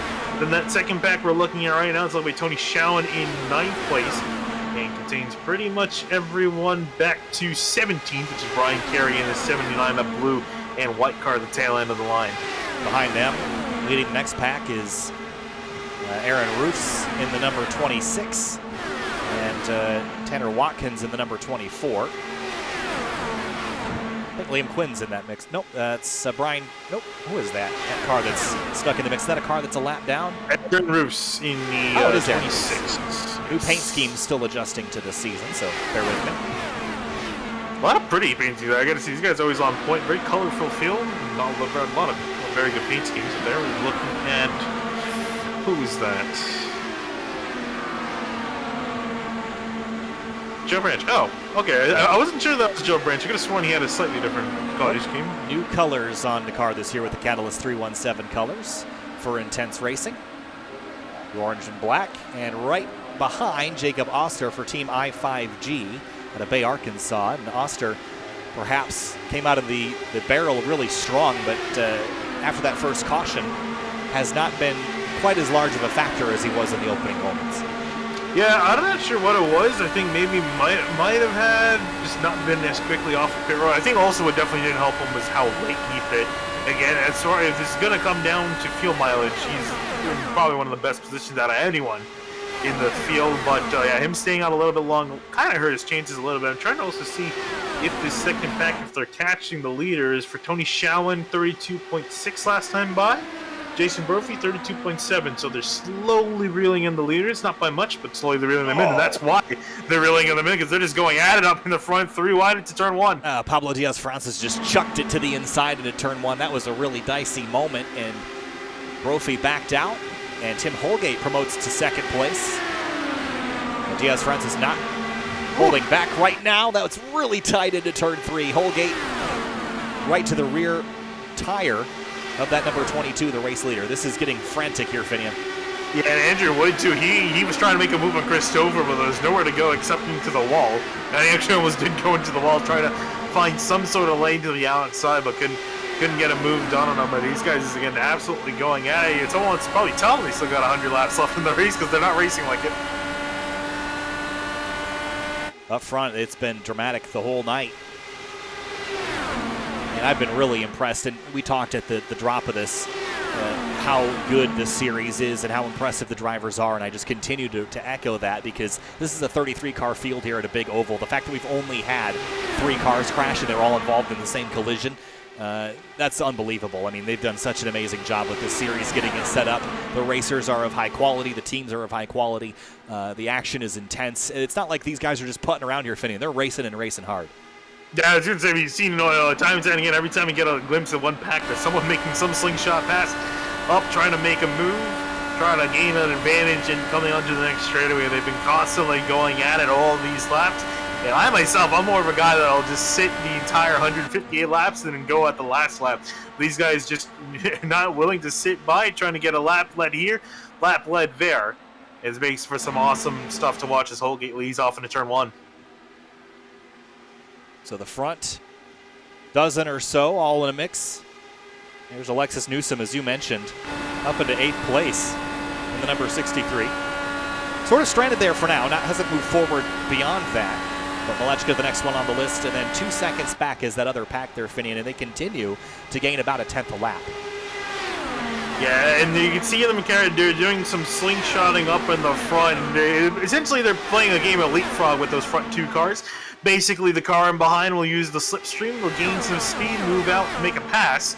And it looks like they're racing, but really they're just trying to take advantage of the draft so that we can catch up to the leaders, because that's where the real race is. So 3 distinct packs at the moment have separated out here in the Catalyst 317 at the Michigan International Speedway for the Indy Elite Series. You're 67 laps into a 159-lap race. And watching the battle for 9th place, Shawan and Kehoe trading spots. Andreas Ike running 11th. And Ike, again, the beginning of the season last year, had finished 3rd 6 or 7 times. We haven't really seen Ike up inside the top 10 or the top 5, certainly. And that's a bit surprising. I would have thought we'd seen Ike climb a little further forward with team talent, but P11 for now. We'll see if Ike can do much more with it in the second half of the race. Yeah, these guys are still catching those leaders up ahead, so I think as soon as they catch up, they'll probably see Ike make some moves. I think right now he's just kind of staying in line, letting the pack slowly catch back up, and then they'll start to make some moves when they get closer to the front. Flip a coin on what lap and what order these drivers are going to be in. They switch around so much that this is what it comes down to, is playing the chess match, right? You're kind of trying to play 3 moves ahead, because when lap 159 rolls around, you got to know how many corners is it going to take to make a move, and how quickly can you do it, and where do you need to be? Do you need to be 1st, 2nd, 3rd, 4th, or elsewhere? This is a challenging thing to sort out, and I'm always convinced that drivers, at least some of them, are planning right now and sort of imagining that the race is over in 3 laps and trying to determine what moves it takes to get to the front. Yeah, honestly, I'm going to say right now, I'm probably not going to be, with the way that these guys have been able to race each other, I'm probably not going to want to be the leader coming to the white flag. Just looking like that car is going to be the sitting duck, and the guys in behind can get a huge head of steam enough on the back straight, and especially out of turn number 4. And I'll bring this up later. These guys, when coming to the checkered flag, they are allowed to make a pass below the white and yellow line. You can see on the inside right there. The entire race, you can see no one's been making a move. In stock cars, you can go and make a move there. That's free real estate. But Indy cars, that's completely off limits until the last lap coming to the checkered flag. You're allowed to throw some wheels down there, so we'll see if anyone's brave enough or daring enough to do that. Yeah, so basically any of this area, this is all off limits until the final lap coming to the checkered. Then it's fair game. I don't really see that being incredibly advantageous, just because the racetrack is incredibly wide. I don't think there's a huge advantage going the short way around like there is in a stock car. It's just going to depend on the run you get, and your run is not going to be any less good if you go to the outside versus the inside. I do think, though, that it's very bumpy and can destabilize you. I don't think even if you could go down there, you would any other lap of the race, because it's so bumpy and unsettling, Finney, and I just don't think there's an advantage to doing that. Now, in the last lap, if there's, if you get a nose to the inside and get forced down there, I could see driver doing that. I just don't think that anyone's going to purposely try to cut down there. You're more likely to crash out than win the race, would be my guess. Yeah, I'm curious if anyone's even tried practicing it too, just to see, just in case they're in a position like that. It's going to be risky, but hey, it takes, sometimes you have to destroy a few cars to win a race, so we'll see. Is that what they say? See what happens. I don't know if that's a common saying. That's what Tony Stewart probably said. Yeah, probably. Christopher riding in third. And a battle for the lead just ahead of him. Stouffer enters on the outside. Oh, he's going to get a little bit of wash there. Started 24th. He started way at the back of the field and is racing right up at the front. So a lot of positions gained for the 13. Again, I don't think qualifying in these big speedway races does a whole lot for you other than putting you out of harm's way or in harm's way for the first few laps. Yeah, I mean, considering how long this race is, too, you have more than enough time to move yourself up the order, which we've seen in cases like Christopher from 24th to 21st. Francis up in front from 15th to 2nd now as he's just getting past. And even Newsom all the way from 23rd to 7th. So a lot of big movers in this race so far. So it's just a matter of, just kind of slowly and patiently moving your way up into the front, and eventually you'll find yourself there. Just keep an eye on stint length here. We're about 25 to 26 laps into the stint, so expecting pit stops in the next 5 to 10 laps for the majority of the field. Once again, that comes up quick. They burn out fuel pretty quickly, basically full throttling at around a 2-mile speedway. As we hit lap 75, we're almost to halfway in this race. Halfway will be at lap number 79. And pretty much right on point. They're going to be coming in around halfway in a few laps' time. We saw Van der Sant being probably one of the worst guys when it came to fuel mileage. Was one of the first guys to come on down. Currently 29 laps, and we may see him make another circuit or two, and then decide to come down to pit lane. But we're just on the cusp of the second round of pit stops. Here's David Adams to the underside of Matt Hollaba in the 0-2, who's on the outside there. Green and white car, kind of a familiar livery here in the series. Jacob Oster, who we've talked about, continues to go backwards though, Finian. I know that the pit sequence is what put him back here, but pitting later might have done him good on a fuel strategy, but I don't think the tires did him any good, having newer tires. I think he's just, the overcut is going to gain you one thing, it's not going to gain you both. Yeah, we got some guys coming down. I see Aaron Roos, Caleb Weegley calling it out. And also Francis coming down in pit lane, not surprised, as he was probably in front pitting the most during that last stint. So he'll be one of the first guys to come on down from the lead pack. Yeah, so Francis will hit pit lane. I see another car in the background. I think that's Tanner Watkins. Yes. He is on pit road. So pit stops perhaps even a little earlier than I was expecting for the second green flag stop. And it looks like there comes Van der Sant coming on down. Brophy's going to miss pit lane. Yeah, we're talking about pit road mistakes. Got to minimize them. I mean, the mistake was coming off pit lane. This time coming back on, that's going to kill a lot of, lose him a lot of spots. There's a look at it. He was pretty indecisive about it, and then right there. Yeah, I'm not sure. I'm not sure if he was planning. I didn't quite hear him. I'm not sure if I misheard on the radio. I don't think I heard him call it out. So I think he was maybe deciding last second if he wanted to. But that move, that indecisiveness cost him quite a bit. Yeah, that's the second time that pit lane has been his Achilles heel today, and now he's going to slowly make it to pit lane. That's going to cost him a ton of time. Yeah, and they say you can win and lose a race on pit lane. Usually that refers to the crew doing operations on the car in real life, because they can definitely make a mistake. But with the drivers, I mean, they have to make sure they get down into pit lane. They don't speed and get off in a timely manner. What is going on here? What? There's some I can't see that my screen's really small. Oh, there are some pit crew members that are not wearing shirts down there. Wow. Race off pit lane. But Adams. It's not a wet t-shirt contest, it's a pit lane. But anyway, carrying on. Alexis Newsom leads the way in the number 63. This is going to shake up the number of leaders even more. 9 different leaders, 27 lead changes. But notice how that lead change number has drastically fallen off. We had 14 lead changes or 22 lead changes in the first handful of laps. And since that first pit stop, that number has drastically decreased. So that tells me that positions are swapping, but way, way, way less than they were at the drop of the green flag. So now I think it's going to be a little bit more important to keep track position, and that might influence your strategy for the rest of the race. Yeah, also Newsom trying to hypermile it a little bit here. 32 laps on her stint. That's going to be coming down this time. I haven't heard anything. It's going to continue another lap. Wow, as long as you're going to see someone go 33 laps on a tank. Really stretching it out here. Well, banking on this race going green, Finian. I don't know if that's the right call. Again, we haven't had a caution since lap 15, so it's not a terrible idea, but we also, I think, trends would tell us that we typically see a caution towards the last 25% of the race. Yeah, we'll see. This could work out in her favor. Again, really depending on how the field's going to work itself out. I'm going to try to do some math here. Hopefully I'm not wrong. Is she going to go out again? Wow, okay. Need an inspection on the fuel tank on the number 63. I was surprised she should go again. Matt Holloway gave a tip earlier on saying you can go a maximum of about 35 laps. He was saying you can go 32 laps by saving some fuel, and she's really taking it to the extreme here. And also Brian Carey, too, got to mention him. Still also out there 32 laps on his tip.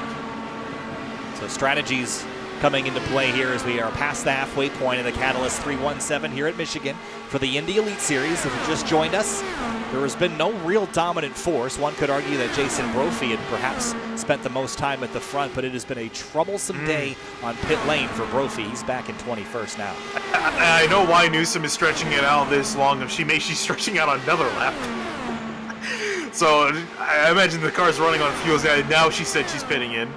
The reason she's stretching it out so long is we're about at 74, 73 laps left in this race, and that's just within the fuel. That's just within the fuel window here. Some of these guys may have to come in for a splash and go, but she's looking to be more or less good to the end. So, looking to be in a very favorable position in that number 63 car. Yeah, and a nice descent into pit lane as well. So Alexis Newsom gets the car down to the limiter and will cycle things back out as Van de Sant retakes the lead, and Pablo Diaz-Francis, Christopher Malechka, and Tony Schowen the rest of the top five once they get by Newsom in the pits. Here comes Francis to the inside of Van de Sant, and Stouffer to the outside, and Malechka in that number 91 in the mix now. Finian didn't take him too long to get right back up front where everybody expected him to be based on the fantasy. Yeah, really good. And for some of these guys that are looking a little bit better on the fuel, if they're maybe going to start saving some gas, or they're just going to completely go at it like we saw them before.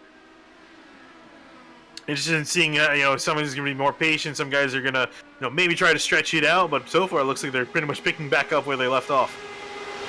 Yeah, and for those that missed the pit lane issues with Jason Brophy, the first time it was spinning the tires on pit exit and spinning out, but he did it after he left the box and also after he left pit lane.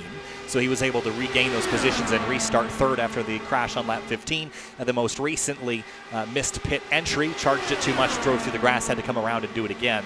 That has now dropped him to 20th place with no caution to recover from. So that's why Brophy is back in 20th after leading a handful of laps early in this race. So Van de Sant, Francis, and Stouffer, and Malechka, the top four. It's a 3-second gap back to Tim Holgate, Tony Schowen, Chris Cahill, and Andreas Eich. And these four are sort of bridging the gap between this first pack and a second one that's another 2 or 3 seconds back.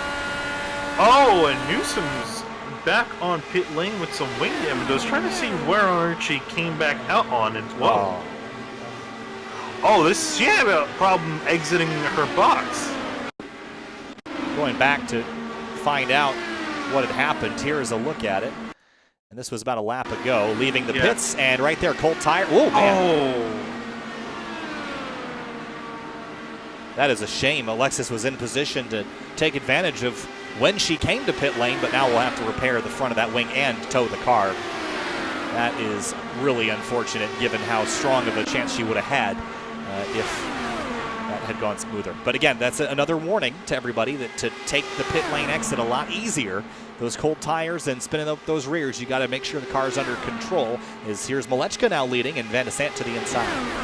Yeah, and as far as that pit strategy, I think Brian Carey, more or less on the same one, I think came in just a lap earlier, so he's still also one of the drivers trying to hypermile it. See how that's going to play out for him, but as you mentioned, the leaders coming up, or more or less Joe Branch coming off of turn number 4, Adams, Quinn, and Oster in behind. There's Julian Altena in the number 71. This is another new name here this year. We haven't talked a whole lot about Julian so far, but Julian out of the Netherlands for Velocity Online Racing, VOR, as you see on the side of the car. And if I'm correct, I thought that was the same logo. It's not. It looks very similar, the one on the side of Alexis Newsom's car. It It does actually look very similar. Indy Alliance I actually Racing. think she's getting back in the car as well. Yeah, she'll be a couple laps down by that point, but might as well get back out there and get what she can. There is a couple other VOR cars out there. Yeah, there's somewhere on the track. Well, I can tell you. Yeah, I was gonna try to pull it up here. Let's see. I could have sworn I saw another Velocity Online race. No. Huh. There may be someone that didn't fill out your form. I think that's accurate because I could have sworn I seen paint schemes that had that livery on it. But here's Jason Brophy in the number 88. Whoa, slides up right ahead of Marshall Stanley. That was a little dicey. Yeah, I'm sure Brophy at the end of this race, no matter what, he's gonna, unless he gets himself back up there, he's gonna be kicking himself. I had a really good chance of winning this race. Got one mulligan earlier on, and then the recent one. Look at this down the front straightaway. The 88 cut off the 55, and I don't think Marshall Stanley liked that too much. Got right up in the gearbox there on the front straightaway. Yeah, this is not a stock car. Can't bump draft. You can try. Probably won't be too successful, but you can definitely try. David Adams and Joe Branch trading spots for 10th place. There's Liam Quinn in the 44. Nice kind of, what's the word I'm looking, not effervescent. What's the word I'm looking for? Evanescence? No, not that. Iridescent. Luminescent? Iridescent. Iridescent Is the word I was looking for. Word of the day calendar right there. Nice kind of purple and blue scheme for the driver on Team Talent, paired up with the number 76 of Andreas Eich, who's up to 8th place. And Eich is slowly making his way forward after not having a very dramatic opening stint or two. And Andreas is, when I say not dramatic, he literally is the least dramatic person. Fits into that kind of Norwegian, Scandinavian stereotype of being very quiet and just going to work every time he gets on the racetrack. Yeah, pretty much. I mean, he definitely doesn't drive like them. He's not, sliding around every other corner. Well, the good news is that it's a sim race, so he will have the drink. But you can have the drink right now if you wanted to. I wouldn't recommend it. I mean, I think Andreas Eich being the IES's Kimi Räikkönen is the best thing ever, and that needs to be a thing now. And it worked out last season. He was doing an excellent job. Again, wasn't really flashy with the finishes. Just really consistent, really solid results. Unfortunately, just a few bad results mid-season, and also Krause and Blocker both kicking it up in the high gear towards the tail end. He ended up losing the lead, but still finished 3rd in the standings overall. So, I mean, to say that he's not a contender for this championship this season, based off of past performance, I would say that's definitely not the way to go. So I would definitely keep an eye on him as he slowly works his way up to the order. So the top 4 still remain in the mix, and I think as it stands, Finian, you'd have to look at this and say these 4, if things continue, they've only expanded their lead every time they hit pit lane. Every time they hit pit lane, they expand their lead and knock somebody out of the group. So this is just going to continue to whittle down to only the best that's left. Van de Sant, Malechka, Francis, and Stouffer, all 4 of those guys have really been in the mix. Maybe Malechka less so because of the drop back intentionally earlier in the race, but these other 3 have been here since the drop of the green flag. Yeah, I'm trying to take a look at the guys in behind. They've been trying to catch back up, but not been too terribly successful. They've just been pretty much managing that pace. They haven't really been making a huge indent as of yet. Yeah, it looks like Chris Cahill and Tim Holgate are kind of spearheading that second group. Tony Schowen, Andreas Eich, Brian Carey in that mix. Then it's 2 seconds back for Joe Branch, Adams, Quinn, Oster, and Hollaba. Then it's 6 seconds back to find Watkins, Brophy, Evan Adams, AJ Musselman, Altena, Doug South, Marshall Stanley, and more. Brophy up to 16th place, but he's going to definitely need a caution to get himself back in the mix unless he gets extremely creative with the strategy at the end of the race. Yeah, it looked like on time he was overall about 15 seconds back from the leader. He's cut that down to just under 14 seconds, so he's somewhat making progress. He's still going to need, as you mentioned, he's definitely going to need a caution to get himself back into this. Well, just grabbed another spot away from Tanner Watkins in turn 3. And back up front, closing in at lap number 100. And this race is quickly, I mean, this has gone by very quickly, Finney. We only have 32 minutes left. If this race were to go green from here, Malechka loses a spot to Van de Sant again. Chris Cahill and Tim Holgate swapping spots, but we're down to, for some drivers, is that 2 pit stops from here on out or 3? Oh, that's going to be the big thing for some, and maybe even 1, but looking to be at least 2 more stops. before the end of the race for some people. Again, it's really going to depend on how much some people have been saving. So someone lock up down and Newsom again. I'm not sure this is going to be her officially retiring the car. Well, it's just, I think there's not a lot to gain right now. We haven't had a lot of crashes today. So there's not really a lot of drivers ahead of her that she can pass unless there were to be another crash in the last 60 laps. But putting 4 fresh Firestones on it and jumping out of the car. So that might be it for Alexis Newsom in her debut here in the Indy Elite Series. Unfortunate. And that she did not get away with what Jason Brophy got away with, which was spinning the tires and spinning the car in pit lane. Yeah, he was really lucky with his spin because he was a few inches off the wall. And once he has some wing damage, that's something you pretty much have to fix because you're going to be very off the pace, even just a slight crinkle of the wing. And those wings are fragile too, right? I mean, it's not like it takes a lot to knock those things off, so that's something to consider.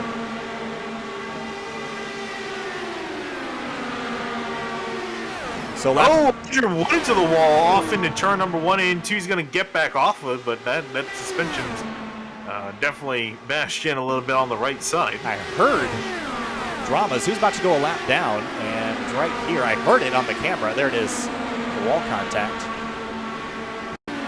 Just maybe he was mirror driving, seeing the leaders coming up behind him.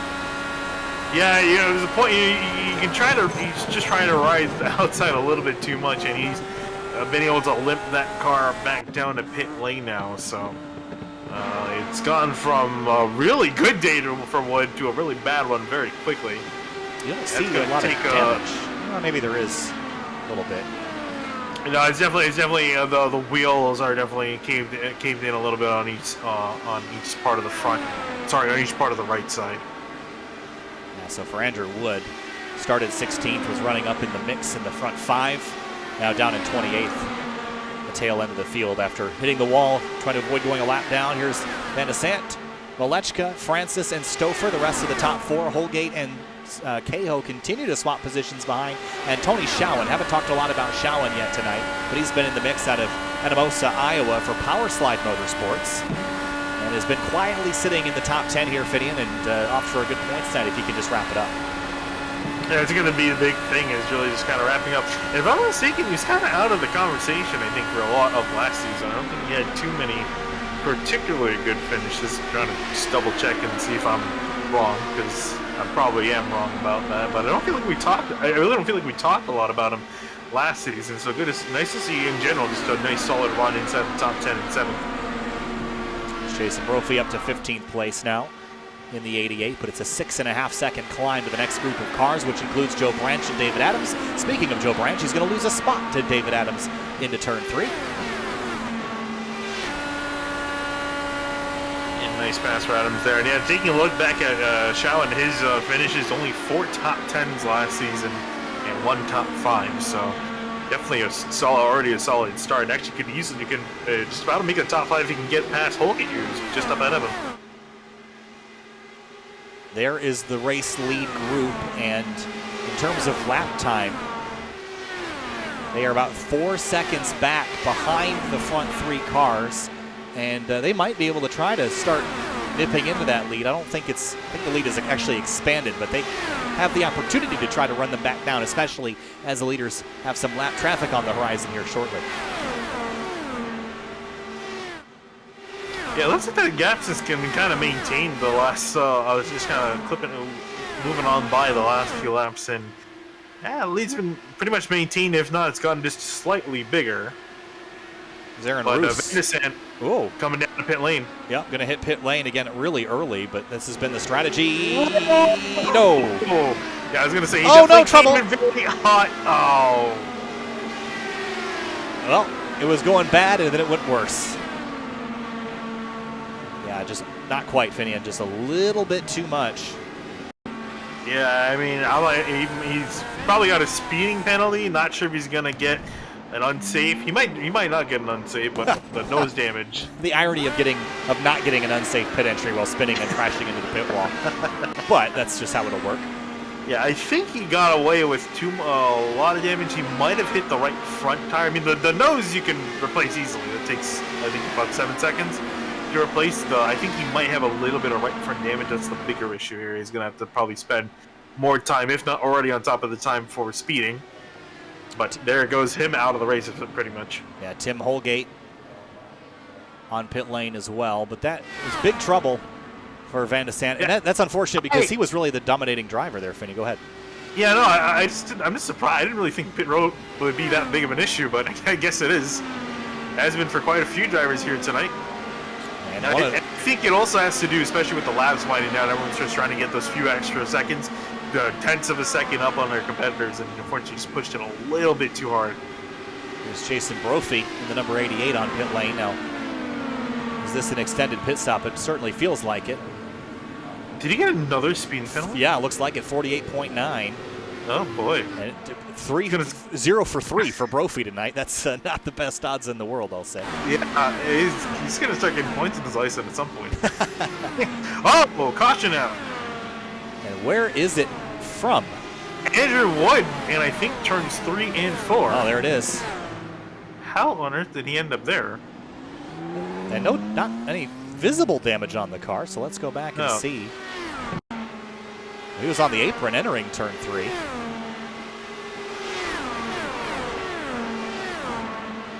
Oh. And got upset from the apron and around he went. Did a good job locking it down, but certainly a peculiar accident. Yeah, especially from Andrew too. But yeah, I'm sure he's not gonna be a happy camper. Already he's 3 laps down and back in 27th, and then we're not probably gonna be happy he brought out a caution. Certainly not Andrew Wood's day, nor the day for Jason Brophy, and they were both having a good run. Now, what does this do to mix the strategy up here, Finney? Well, it's going to make it real confusing because we've got almost 2/3 of our field a lap down as the leaders are going to hit pit lane. So what happens? Oh, well, I mean, if you haven't been, you're definitely going to want to come down onto pit lane. I mean, everyone's pretty much approaching their stop. I'm trying to take a look here. How many laps we got left to go? About 50-ish. So, oh, sorry. I remember I said that we were going to have one or two more stops. We probably it's going to be 2 or 3 stops. I guess correct myself from earlier. So we're definitely going to have at least one more stop after this for nearly everyone in the field. I'm not sure we're going to see anyone else come on down. And more or less, everyone's going to be on the same strategy. So the mileage is not really going to be a big thing, but everyone is going to have to make one more stop before this race is over. And it's going to be Robert Malechka that'll inherit the lead. So, this race is going to be a pretty frantic sprint to the finish here, Finian, specifically because there is under 50 laps to go. The laps take about 30 seconds to do, so that means we're going to be 25 minutes or less when we get the green. That's not a lot of time, and we're just going to see a lot of very aggressive racing. So this is the kind of caution and the point in the race where I would expect that the cautions would breed cautions, and that this is where you kind of want to be ahead of the danger zone. So Robert Malechka has put himself in position to do just that. And going back to our keys to the race, at the beginning of the broadcast here, Finian, Malechka Magic picked on the fantasy by most of the drivers that were participating in that in the Indy Elite Series Discord server. And they picked Malechka, so it's going to be a good day in the fantasy world for a lot of people that put him on their list. Yeah, it was really amazing because earlier it was looking like he might have not been the pick after he dropped back, but kept himself out of any potential danger. Found himself back up near the top. Now the big thing is he's going to be able to stay here because, that pack. His odds are looking really good. We saw Van de Sande drop out after he hit the pit road wall. And then it was effectively going to be 3 people left in that lead pack. Now with the Scotch coming out, everyone's going to be smacked back together again. So he's going to have a lot more competition, a lot more guys that may have not had a say in the battle. Guys like Tony Schowen, Matt Hollaba, all the way up into 6th place. So now we got some more people may have a say in that fight up in the front. So I think it's going to be far from over for Malechka. He's going to have a lot more to fight off now. You're watching the Catalyst 317 at Michigan International Speedway for the Indy Elite Series. I'm Kyle Heyer, joined by Finian DeCuna for the first round of many this season. All the races for the Indy Elite Series we broadcasted on Sim TV, mostly on Sundays, a couple on Tuesdays throughout the year. Looking ahead to our schedule, next week we're going to be at Iowa, short track racing there, Finian, then Road America on the 16th, Motegi Oval on the 30th, then February brings us Mid-Ohio, Kentucky, and Milwaukee. March will bring us Laguna Seca, Texas, and Gateway, followed by April, Long Beach, and the Indy 500. So lots of really exciting things coming up on the schedule for IES this year. Short season compared to last, but it's going to be an action-packed one for sure. Yeah, absolutely. Again, these guys have done a fantastic job. I mean, we had a title fight. You know, NASCAR's playoffs, their point system, it artificially brings people together. We had a solid points fight last season between Blocker and Krause. I mean, we got some new names in this series, and they're up near the front. Curious to see who it's going to be, but for now, we got a shootout here towards the end. Time to go racing once again as we get the race recap back up on the screen. We've seen over 30 lead changes, 46 laps to go. Green flag back in the air here at Michigan. And a great launch by Robert Malechka, but good launches on restarts always scare me here, Finian, because you're going to see a lot of drivers kind of accordioning right back into the mix and with a head of steam to boot. And particularly Christopher, he's got a head full of steam approaching Malechka here, going to easily put onto the inside end into turn 3. I mean, no contest. He's going to take the lead off into turns 3 and 4. Francis and Roos also trying to catch back. Roos, who out of the conversation for most of the day. See, that is Oster getting close to the wall. He got too close to it. He touched it coming out of turn 3. And just a tiny scrape and didn't cost him a whole lot of time or damage, but it was certainly a dicey moment. He's going to try to go back by Liam Quinn here on the bottom of the racetrack. Frantic here in the mid-pack, as up front it's going to be a slingshot race from now to the end. I bet we still have a pit stop to do, though. Yeah, and I definitely have a pit stop left to go, and also a few lap cars in the mix, so the pack getting broken up yet again. Somehow I thought we were going to get a top 4 breakaway, and we still got another top 4 breakaway as the lap cars are being forced towards the back of the pack after the green flag came out. How about this? 3 wide up in the front for the lead. Off into turn 1, it's Pablo Diaz-Francis who's going to take the lead for the moment. Malechka's got the outside. Stouffer going to go even further up, almost gets in the fence. And that's Aaron Roofs behind him with a great view. Roofs is a couple laps down. 1 lap down. Yeah, a little bit closer than I would have liked, but that could have been very ugly very quickly. Managed to keep it going. Now the slingshots are going to begin. The good thing is that Roofs is actually the last of the pack here. As they go 3 wide again, they're putting a significant distance on 4th place Tony Schowen, Chris Cahill, and more. So it's really just these 3. And as we mentioned, every time we hit pit lane, it seems like we are cutting off one more driver from that front pack. It's now only a 3-horse race for 1st place. Yeah, I'm sure for Roos, he's also trying to see if he can try to just make... The thing for Roos, the only thing this could work out for him is if he gets ahead of these guys when a caution comes out. That's the only thing he can kind of hope for. Otherwise, he's kind of just in the mix with him. Hoping he can kind of... Playing for a miracle that he can get his race back on track. But meanwhile, as you mentioned, just these 3 fighting up in the front. And their battling has not paid off because Schowen and KO slowly catching back up. Well, I know that Roofs is doing absolutely nothing wrong, but as one of those front 3, there is nothing more annoying than a lap car in the mix. Roofs is doing what he needs to do for his race, and these 3 are trying to do what they need to do for their race, and those 2 things are not necessarily aligned, as Schowen quickly is going to cut that gap in half and now down to a quarter as he's back in the mix here with the front 3. Yeah, remember I mentioned earlier, only one top 5 all of last year. 17 races ran throughout the entire year, and he only had 1 top 5, so definitely looking to turn his luck around this season. Great start. We'll see how much he can take it up into 4th place, now trying to get past Malechka. Going to try to drive up around the outside of Aaron Roofs and get out of the arrow shadow of that purple car, and he will do that. Chris Cahill is going to try to follow him through, and Chris Stouffer is going to go for the lead here. And Stouffer, he has been in the mix all day long. We haven't really talked a whole lot about him, though. But he has been up in the front enough to consider him a front runner here, Finian. 24th to 1st, a good climb. Yeah, and formerly was teammates with, probably still teammates in general on iRacing, but was on a team with Adam Blocker, Andrew Kinsella, and Henry Bennett. The other 3 of those drivers, it seems at the moment that they've left the series for this season, but Stouffer remains and really fighting up towards the front as he's trying to still stay ahead of Francis at the line. He's going to have some stiff competition coming up as Schowen's working his way on through. Chris Cahill now just getting past Aaron Roos, and some more waiting in the wings as Hollaba, Andreas Eich, and Brian Carey are trying to race their way to this front pack. Yeah, Joe Branch, Tim Holgate, and Dave Adams are all members of Intense Racing, which is the team that Stouffer is driving with this time around. And And there's Joe Branch, speak of the devil. There he is right behind the 0-2 of Matt Hollaba, who has broken into the top 10, Finian, after kind of having a mediocre early to middle stint of this race. We'll see if he can be a factor at the tail end. I think so. Again, that working through some lap traffic, you kind of put a little bit of a hold on these guys, but they're all kind of working together, trying to make sure those leaders don't break away and that they can have one final say before this race is done. Big lift for Joe Branch out of turn 2. Let's go back and have a look on board. Watch Joe Branch as he goes to the bottom of Hollaba as he comes up off the corner. Big lift and lost a ton of speed there.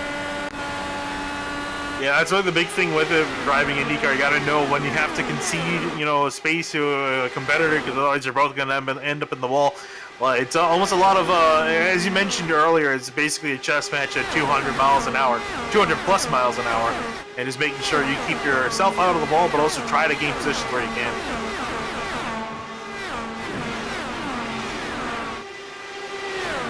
Tony Schowen out in front now of Christopher. And has Schowen even led a lap this race? The answer is yes, but that is true just as of a moment ago. Or did he get passed by Stouffer just there? Nope, he got passed by Stouffer, 7,000 seconds, 7,000 of a second at the line. That's pretty brutal. I thought he was going to get one, but he didn't. Hey, he still got some time to get it done. Gonna get a really good slingshot down the back straightaway off into turn number 3. See if Stouffer's going to be nice to him this time by, or is he going to get a big slingshot?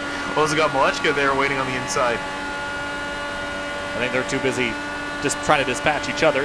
Schowen will finally get a lead, a lap led, and that will make 13 leaders and 39 lead changes as we make our way to the last 25 or 30 of these laps. There's been a dramatic race up front. Now we have more cars racing in this front pack since we had at lap 20 or so.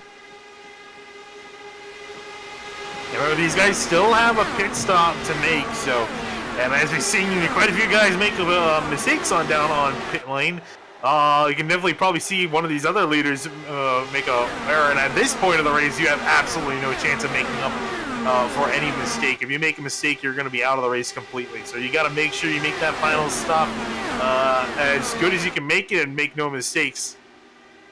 The track is sort of like repacking, right? I mean, we've got everyone kind of back in the mix again, and that's going to make the pit lane incredibly useful if you can gain a half a second, or incredibly detrimental if you lose a half a second or more. So this is going to increase the dependence on that pit stop tenfold here as we approach the last 30 laps of this race.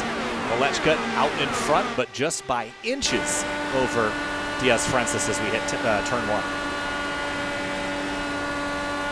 Yeah, and in the next 3 or so laps, that pit lane, the pit window, is going to open up. I doubt we're going to see anyone immediately dive on down. We're probably going to see a lot of these guys kind of wait it out and just run the tank low. See if there's any guys that decide maybe to come down a little bit early. Maybe a group of cars on a team. It would be a bit of a gamble, but curious to see if anyone's got some sort of strategy plan. Whoa! As Francis keeps Stouffer very low off into turn 1. Just going to point out, Van de Sant, who led 26 laps earlier in this race, is down in 26th at the moment. 2 laps down because of a pit lane issue, as battle for the lead is definitely heating up and not cooling down. Three wide with, I think that's Andreas Seich that tried to go up the middle of Brian Carey and Aaron Roofs a moment ago, and Andreas Seich looking really racy as we get to the tail end of this race. Found himself in a really solid place. I doubt we're going to see him just sit completely quiet. You got to try to get a few positions here and there where he can. But again, that one after we get past that last pit stop, it's going to be an all-out sprint. I think we're going to see some guys still biding their time because they're just waiting for that stop to happen. After that, you're going to be pretty much all-out attack for these last 30 laps. Is there any driver in this mix that could throw a wrench into things that we haven't talked about a whole lot yet? And I think I have to put my spotlight on Canadian Brian Carey out of London, Ontario for Powerslide Motorsports. We have not even talked about him more than just a brief mention this entire race, but here he is, sits in 6th. He's a race winner from last season, I believe, Finian, back at Barber Motorsports Park. So that came at a road course, but he's here ready to rock in the ovals. Yeah, and we're talking about him as I'm sure he was probably hoping that race went green. The race went green all the way to the end. as he would have been in a fairly solid spot for the fuel strategy to work out. And taking a look, I don't think he won at, let's see. His teammate, one of his teammates did, certainly. Yeah, he finished, he got highest finish for him last season was at Belle Isle. I think is definitely a little bit stronger on the road courses, but definitely not too shabby on the ovals, as we're seeing here as he's trying to work his way up. Still got a few more cars to work through till he can get to the top spot, but more or less there after starting back in 18th. Julian Altena, another new name this year. Oh, those flesh-colored gloves. I wonder if he's has the team that the pit crew that has that's shirtless. He might. If I could get a good look at. Oh, that's the worst. Yeah. Oh, that's really tight. He's getting pinned up there. I think that's Tanner Watkins to the bottom that almost got into him into turn 3. Yeah, trying to pinch him. Trying to get any sort of side draft or something off the car ahead, trying to slow him up. All right, so where are we looking towards the end of this race? We've got approximately 27 laps to go. We're in the fuel window here, Finian, so anybody that comes at any time can get ahead on fuel strategy. Would you do that now, or do you pit with as late as possible? Oh, never mind. Caution out. It's Jacob Oster. Oh, and bad day, a good day. That went from a good day to a mediocre day to a bad day now, as his car is pretty much destroyed. Saw another driver involved as well, so definitely a 2-car incident. Let's go back and take a look. This is just behind what we were just watching, and Oster just comes up off the. Ooh. Oh, that's a nasty hit there. Who was that one that was with him? That was, I think, Craig Forsyth. Yes. Yeah. Yeah, he got up into the wall out of turn 2 and then gets collected with Jacob Oster. Then they're going to head down to the inside wall and just absolutely hammer the end of that wall. That's a nasty hit, especially for Oster. Right on board here at full speed and get the full experience. Yeah, this all happened within seconds. There's really nothing that he could have done. Car got on the wall, tried to go low at the last second, but nothing he could have done to avoid it. And then a hard hit to the inside wall. Grinds to a halt on the back straightaway with that car pretty much totaled and done for the night. After running up in the front early in the race, it's unfortunate that it will come to an end for Team I5G on lap 134 of 159. All right. Pit lane time here, Finney, and this is when it's going to get wild because this is everyone's final pit stop of the day, assuming that it goes green at the end after this. Yeah, I'd be surprised if we see anyone come down later on as well. The tires matter a little bit, but I don't think we're going to see to the point where these guys are going to be coming down just for a fresh set of Firestones. But it's going to be important to see, make sure everyone doesn't make a mistake. Run through your pit stall, you're going to have to back up. You're going to definitely lose a few spots here and there. And off of pit lane, doesn't look like anyone had anything too dramatic happen. Whoa! A little bit of a slip as he comes up to speed. Yeah, Holgate there in the number 6, I think, was the one that got kicked out sideways there, but gathered about back up. Lap 135, no major moves on pit lane, as you mentioned. And checking back in on Jason Brophy, who has had a horrible night on pit lane. Looks like he's finally had a decent pit stop, and unfortunately this one was under yellow, where you can't really gain or lose a whole lot anyway. Yeah, taking a look here, correct me if I'm wrong, does Matt Pavelski sound familiar to you? Sure does. Is he from Formula I? He's from here. Oh, he's from here. Okay. Never mind, I was thinking someone else then. Yeah, it seems like everyone's having a party with Jacob Oster's got Matt Pavelski, AJ Burton, and Brendan Lichtenberg on the box. Unfortunately for all 3 of them, their guys out. Going back to Julian Altena's gloves. Josh Chin. Yes, officer, those gloves right there. Yeah, oh, man. That's definitely something. Just the worst possible. The funniest thing would be if he didn't intentionally do that, if that was just the color that he chose. But why that color then? The flesh tone. There's so many of the colors. These are Dale Jr.'s gloves before the skin fell off. Oh, boy. I heard a couple drivers revving the engines, Finney, and that's just to burn off a little bit of excess fuel. There's also some guys with taking some labor rounds. Andrew Wood trying to get one of his 6 laps down. He's going to be 5 laps down now. SPD is actually going to be back on the lead lap with this. Going to be back on the lead lap in 20th. And Roofs also, we were talking about him needing a miracle. He got it. Unfortunately, actually, both for Austin and Aaron, they're both actually going to have to come back down pit lane, as they're pretty close. I know Jason Brophy too, and Caleb Weekly. They're all going to get their laps back, but they're probably got about 5 laps left in the tank, so they're going to have to hope for another quick caution to stay on the lead lap. Well, the cautions, we had 2 cautions prior to this one. This is our 3rd, and they were about 115 laps apart. So it's been a little while since we had them, at least based off that first caution, but they are increasing with frequency based on this pattern we're starting to see. I think we'll see one more caution. That'll be it. Either 1 or 0. I don't think we're going to have any more than that. This field has been very, very impressive. Time to go racing again here, Finian, though.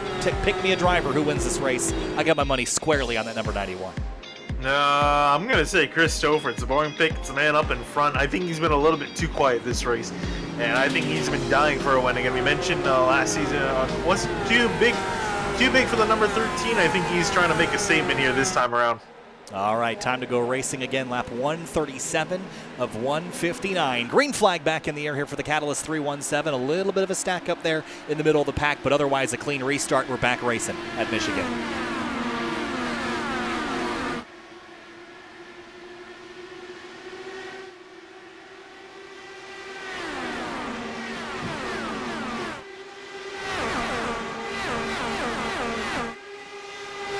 Here comes Pablo Diaz-Francis to the inside, and he'll take the lead away from Stouffer down into turn 3. Here comes Tony Schowen up the outside of Rob Malechka.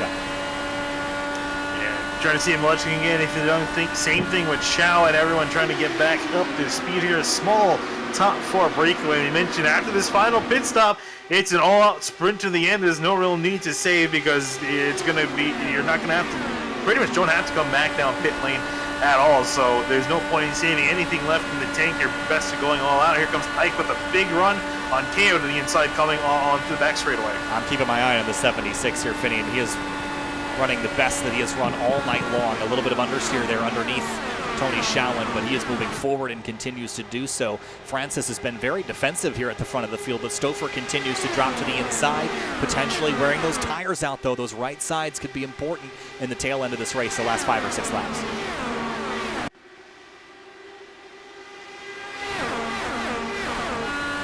On board with Brian Carey, 18th to 5th, regardless of if he finishes inside the top 5 or not. If he finishes inside the top 10, a really good day for the 79. Absolutely, he's got some tough, stiff competition, though. He wants to get up ahead. I was just taking a look at Tony Schowen and his stats for this series. He started racing in Indy Elite back in Season 1, all the way back in 2016.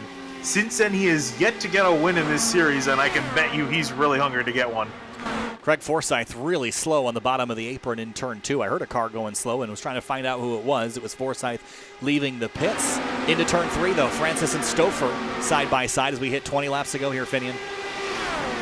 Yeah, and getting all out duel up ahead between both Stouffer and Francis. Malechka and Schowen sitting a little bit quiet at the moment. I bet that's going to change within a moment's notice here as Speedy is trying to get back out on the check as he's made a stop for fuel. Here comes Andreas Ike. He's on the outside with a big head of steam. This will be the first time that Ike has been inside the top 5 as soon as he noses ahead of Brian Carey. And there it is. The first time Ike's been in the top 5 so far this race, but it's with 19 laps to go. That's when it counts here, Finney, and they're only going to give you the trophy on that final lap. And Ike is continuing to move forward slowly but steadily. Yeah, the thing is, a lot of these drivers, they're kind of giving some room, giving some space, letting guys get a position here and there. Because it's all about the end game, the big picture towards the end of the race. Well, we're pretty much at the end of this race, so at this point, guys are not going to give a lot more as they come off the corner. Chris Cahill had a big lift as he almost went flying into Tony Schowen. And there comes Brian Carey on the inside trying to take advantage of that. A couple drivers scattering as Cahill had to do that big lift at the exit of turn 2. He's going to stack a couple cars up. Joe Branch wants to take advantage of it, but he's on the bottom, so he's going to lose a spot there. There's Andreas Ike in the 76 with a huge run out of turn 4. But he had ended up dropping a spot. Stouffer and Diaz-Francis still side by side for the top spot. Malechka waiting in 3rd, and Finney, and something tells me Malechka's not third by accident. No, definitely not. Stover, though, going all the way down to the white line, trying to make a move on the inside of France is going to get it done. Malechka trying to get that run and just kind of idling patiently on that outside lane. Don't think he's trying too much at the moment. Going to have a little bit of a look down the front straightaway. He's also going to straddle the white line to go 3 wide. 3 wide for the top spot. Malechka on the bottom. I don't like being all the way down here when you're 3 abreast like that, though. The line's going to clear up, so he's got room to move up, and he will do so, but it's going to cost him a lot of corner exit speed, and I think Francis and Stouffer will go right back by here on the outside in 3 and 4 with that big head of steam. Yeah, with some of these packages, you're able to kind of just stick on that bottom lane and be there the entire race, but the way these guys have been able to draft on one another, it's so easy to just get a slingshot to the outside and get it done. Although at the moment, Malechka looks like he's holding station, and everyone's boxing him behind. They're running out of space to go. Speedy, I think, is that on the inside lane, was trying to almost make it 4 wide. That's Andreas Eich in the 76 that thought about taking him 4. But now it's 3 abreast on the back straightaway. Finian getting extremely intense here with 15 laps to go. There's no way they can sustain this for 15 laps. They're going to crash up here at some point. If they don't, that's just an absolute miracle. Brian Carey's in the middle. There's no air to work with in the center there. Woohoo! Brian Carey, a little bit of a wash up off of turn number 4. Almost went flying up into Chris Cahill. These guys got to be very careful here. Although I don't think they care about being careful at this point. They're just going at it. It's an absolute brawl. Stouffer lifted there. Malechka to the bottom of the racetrack now, side by side for second. Schauen behind him in 4th. Then it's Carey and Cahill side by side. Look at this down the straightaway. Yeah, I saw Andreas Eich trying to slide up ahead of Liam Quinn on the outside lane. Quinn just powered it. Speaking of which, there's Matt Hall all the way on the outside lane trying to gain position. Oh, he got squeezed up there. Andreas Eich dropping very quickly. He was moving forward, now backwards and under fire from Joe Branch. Up at the front, Stouffer ducks to the bottom and retakes the lead into turn 1 here. They single out for a moment, but it's not going to be for very long. Yeah, you can see how much the aggression has stepped up. This is the sight of 15 drivers trying to all win the race here with less than 15 laps left to go. No one's willing to give an inch. Everyone's trying to take, no give. Yeah, I think this is the trouble spot, really 6 through 10 here, as everyone's kind of jockeying for position to get into position. I think where Stouffer, Malechka, and Francis are, they're kind of in a safe zone for now, but Brian Carey on back. This is where the drama's going to come from. Carey closes into Malechka into turn 1 to the bottom of the racetrack. Schauen, Quinn, and Cahill in tow. It really doesn't matter who's going to be in position at what time. You see a lap car coming on the back straightaway. It's Caleb Weekly. I think he's going to try to stay out of it. I don't think he wants to get into this hornet's nest. Certainly not. 12 laps to go, coming to 11. That's only 6 minutes of racing. That's not a lot here in the Indy car. It's going to go by very quickly. Yeah, 6 minutes left in this race if they go green. That is not a lot of time at all. And we're quickly ticking down to where if the caution comes out, I mean, the cautions are short here. If we get a caution with 5 or 4 to go, we might be good. But anything less than that, it's going to be race over with a caution flag. Stouffer leads the way out of turn 2, but only just. Look at Brian Carey weaving and wobbling down the backstretch. Yeah, that's the last thing these guys want is a caution. In this race, although we almost just had one right there, some wheel-to-wheel contact. That was contact there as Malechka goes to the outside now, and I think Diaz Francis felt a little bit of dramas there, and he might try to grab it back from Stouffer. That was a forceful move by the 13, but it worked. And just look at the slingshot, how powerful it is. Francis trying to make a move and a little bit of a block on Brian Carey behind in 3rd place. Onto the back straightaway again. Stouffer has the top spot though, but if we look from the front straightaway, look how quickly things change. Carey slingshots from 3rd to 2nd, almost to 1st with a huge run into turn 3, but he pulls even with the leader as they head through 3 and 4. Now 9 laps to go this time through. Here comes Holaba in the mix now in the top 10. Yeah, again, that's what I was saying about him making some noise later on. Although he's going to be completely boxed and there's nowhere really for him to go. He's got the ball on one side and cars all around him on the other. Look at Malechka, elevator top to bottom in turns 1 and 2. He drove all the way up to 3rd place, then to 2nd. Look at this drama down the backstretch. If they don't collide here, Finian, this is unbelievable. Look at Malechka to the inside of Pablo Diaz Francis into turn 3. Yeah, it's all fun and games until someone makes some contact, and we are getting very close to that with under 10 laps to go. Make that 8 to go. Here comes Carey on the outside. A bit of an arrow push from Pablo Diaz Francis. No, he jumps to the outside. We're 4 wide for the lead. There's no way they're going to make that stick. No, and Francis is going to have to give. Carey is able to make it stick on the outside. You see Stouffer trying to pinch down Malechka. He's somehow going to take the lead on the outside mid-court. And they're going to There they go. They don't wreck up here, but there's a wreck in behind. Trouble on the back straightaway. Tanner Walk. Oh, that's a minefield of crashing. David Adams. I cannot believe they didn't just crash up front. Yeah, I'm amazed that they were not wearing the caution there. Whoa. How did that start? Oh, Jason Brophy got clipped there in that as well. Let's go back a little further. That started with Joe Branch clipping Liam Quinn up ahead. You seen the purple car? He goes for a little bit of a spin. I think Joe Branch also saves him in this big check of in behind. Everyone was trying to find a lane to go, and there's nowhere to go, unfortunately, for this is It's David Adams that we're riding on board with. Man, that was a rough one. Well, that crash didn't come where I was expecting it to. Can we just go back? We got to go back a little further and look at what was going on for the leaders. This is... Watch this, Finian. I don't think I've ever seen this happen. Yeah, I was going to say, this just really shows you how talented these guys are, because this, in almost any other group of drivers, this would have been a wreck. They went, count them, 1, 2, 3, 4 wide into turn 1, and somehow came out the other side okay. Yeah, barely, though. They got very close together. You see Stouffer making contact. They made a little bit of contact there. There's a wreck in behind, and then this. Pablo Diaz-Francis cut him a break and a half, I think. Let's have a look. Yeah, Garrett almost went flying to Malechka here. Oh. Is there damage to the nose of the 22? Let me see if I can try to get a look.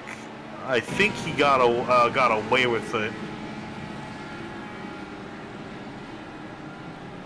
So here's the ultimate question now. We're going to have under 5 laps to go. Is anybody up front going to make it to the checkered flag? Yeah, I think with the restart, right, because these guys are going to be a little bit separate, I don't think they're going to be able to, they may not have enough time to get it quite to where it was just at now. They might get pretty close, but I don't think it's going to be, you know, constantly 3, 4 wide into the corner. I think they're going to be 2, 3 wide, maybe at the stripe, but I think there's a solid chance we can maybe make it to the white flag lap. And then again, once the white flag's out, it's not the next flight that ends the race. You're racing back to the line, regardless of whose car is destroyed. So I think once we make it to the white flag lap, I think with the leaders intact, going to be a bit of a question mark. Well, we have had 50 lead changes in this race in 154 laps. That's a lead change once every 3 laps on average, 13 different leaders and 4 cautions totaling 8 laps. That's a very efficient caution sequence, iRacing. Congratulations on achieving that. We're going to have 5 laps to go, and it's going to be 4 at the restart. Chris Stouffer, Rob Malechka, Brian Carey, Pablo Diaz-Francis, and Tony Schowen, the top 5. If you're watching live, take your picks. In about 2.5 minutes, we're going to know who wins this race. It's going to go by very, very quickly. Do not blink. It's going to happen real fast. Yeah, and also we're going to get the restart before to go. This is going to be the last restart of this race. Effectively, next flag is going to end it more or less until we get to the white flag, and then they're going to race it all out. I'm interested in seeing how that's going to play out because it may not be pretty. I'm just hoping, I always hope in this situation that we just get a green flag finish, because when these races finish under green, they're very, very exciting. When they finish under caution, you always feel like you kind of missed out a little bit. So here's to hoping the next 2.5 minutes are green flag racing. Stouffer, Malechka, Carey, Pablo Diaz-Francis, Tony Schowen, they all went into turn 1 4 wide a moment ago, and they came out the other side. Here's to hoping they can do it a couple more times without any other dramas. I'm still watching Matt Holleba, Andreas Eich, Tim Holgate. Those 3 have been awfully quiet. I don't think they're done racing just yet, especially that number 76. He got up as high as 4th place and was in the mix and then kind of fell out of favor there. But he can be aggressive, and he's leaving a little bit of a gap there, Finney, and he might be able to get a run. Yeah, I don't think he's going to close back up just a little bit. But yeah, you can, on these restarts, you can try to pass on the outside. That's why you see everyone go up near the wall. Closing that lane off, no one's willing to give any sort of advantage to their competitors. Green flag up in the air. We're getting ready to it. Here we go. 4 laps to go 8 miles remaining in the Catalyst 317 here at Michigan. Christopher, Rob Malechka, Brian Carey, Pablo Diaz-Francis, Tony Schowen, your top 5. Green flag back in the air. 8 miles remaining, and a dramas for fourth place already as they're side by side. Here comes Schowen up the outside of Diaz-Francis. Took him by surprise, perhaps. And here comes Cahill as well. Not a good restart for the 22. No, he was trying to get a jump on Brian Carey. Unfortunately, he timed it too well, had to back off, and that allowed Schowen to get a great run. So Schowen with a head full of steam trying to get around Brian Carey. Malechka with the run on Stouffer for the lead. Here they go, side by side into turns 3 and 4. Will they get back again? If the caution comes out, the race will likely be over at this point. Malechka to the bottom of the racetrack. Elevated move, top to bottom. Malechka to the inside. They're almost 4 wide back and behind for nope, there they go. No contact, wrecking the wall. Race is going to be over. There's no caution yet. They're still green, and there's the caution. Well, race isn't over till it's over. Well, let's go back and have a look at the crash. Started with Holleba kind of in the middle of everything here. Finian, take me through it. Yeah, I think he was just trying to find a lane to go, saw an opening, made it work, and then eventually Carey went there. They were 4 wide. Not sure if they realized that they were 4 wide there for a second. And it looks like Francis came up off the bottom. And that caused a checkup with Carey into Holleba. Trying to see if we can take another look at that. Yeah, here's another view of it. There's the 22. Watch the pink car on the right side of the screen. Right there. He moves up into Brian Carey, and he's going to do it again right there. And that's what causes the collision. The 02 slams into the wall. The 79 slides down the racetrack, and then does he go back up into traffic? No, he actually got away with it, it looks like. A couple drivers getting clipped there right at the end. But pace car picks up the field, and we're going to get a white flag and a yellow. And how about for Malechka, that move coming on the straight, that was the winning move of the race. And I don't think he really realized it then, but that move helped him. It's going to help him get the checkered flag so long as he makes this extra lap. Well, going back to the keys of the race here, Finney, and watch the wind, pack racing peril, and Malechka magic. I don't think we've ever nailed 3 keys to the race as good as we have there, especially considering we do them 5 minutes before we go live. But with 1 more lap left here, there's a white flag. Well, a yellow flag and a white being displayed simultaneously, and as long as he can get back to the stripe without any issues, Malechka will win this race, and there'll be a lot of drivers and participants extremely happy with their fantasy picks this week because he was the most chosen driver, and he's going to walk away with a checkered flag. Yeah, I was gonna say. I guess there was a reason behind it. Somehow they managed to predict it. I mean, I would have told you that there was almost no way to predict who's gonna win this race because there is at least 8 or 9 guys at the drop of the green flag that had a really solid shot, and somehow the one that everyone picked the most is gonna end up on top. Again, two more turns for him to make, and I just is so impressed by that move he made on the inside of Stouffer on that coming to 2 laps to go. It really is just outstanding how he managed to pull that move off. He had a squeeze in between his space that Stouffer thought he's probably not going to make it work, and somehow made the car fit. You know, it's especially interesting because typically you kind of wait to make that move until the last lap or even the last set of corners. But I think you have to know on a restart this late in the race that you're going to have a high potential for cautions. I think you just want to be out front no matter what, just in case the caution comes out, and that's what happened for Rob Malechka in the number 91. So after 159 laps of racing in the Catalyst 317 at Michigan, it was a wild race with 5 cautions dotting it towards the end. There was more, but Rob Malechka, the number 91, is going to pick up a victory in the first round of the season in the Catalyst 317 Triple Crown. Michigan Speedway and the Catalyst 317 goes to Robert Malechka out of DeWitt, Michigan for Power Slide Motorsports. He wins at Michigan. And definitely earned that one in my books. A bit unfortunate to finish under caution, but that fantastic move on the last restart definitely earned this win for the 91. Dropped to the back earlier on, raced his way back up to the front, and he's going to be the one walking home with the checkered flag in hand. Chris Stouffer, Pablo Diaz-Francis, the rest of your podium, the Chris Cahill, AJ Musselman. How about a top 5 for the number 54? We didn't really talk a whole lot about AJ today. Started 19th, ran up to 5th place. A solid, strong run at a top 5. Tim Holgate comes home in 6th.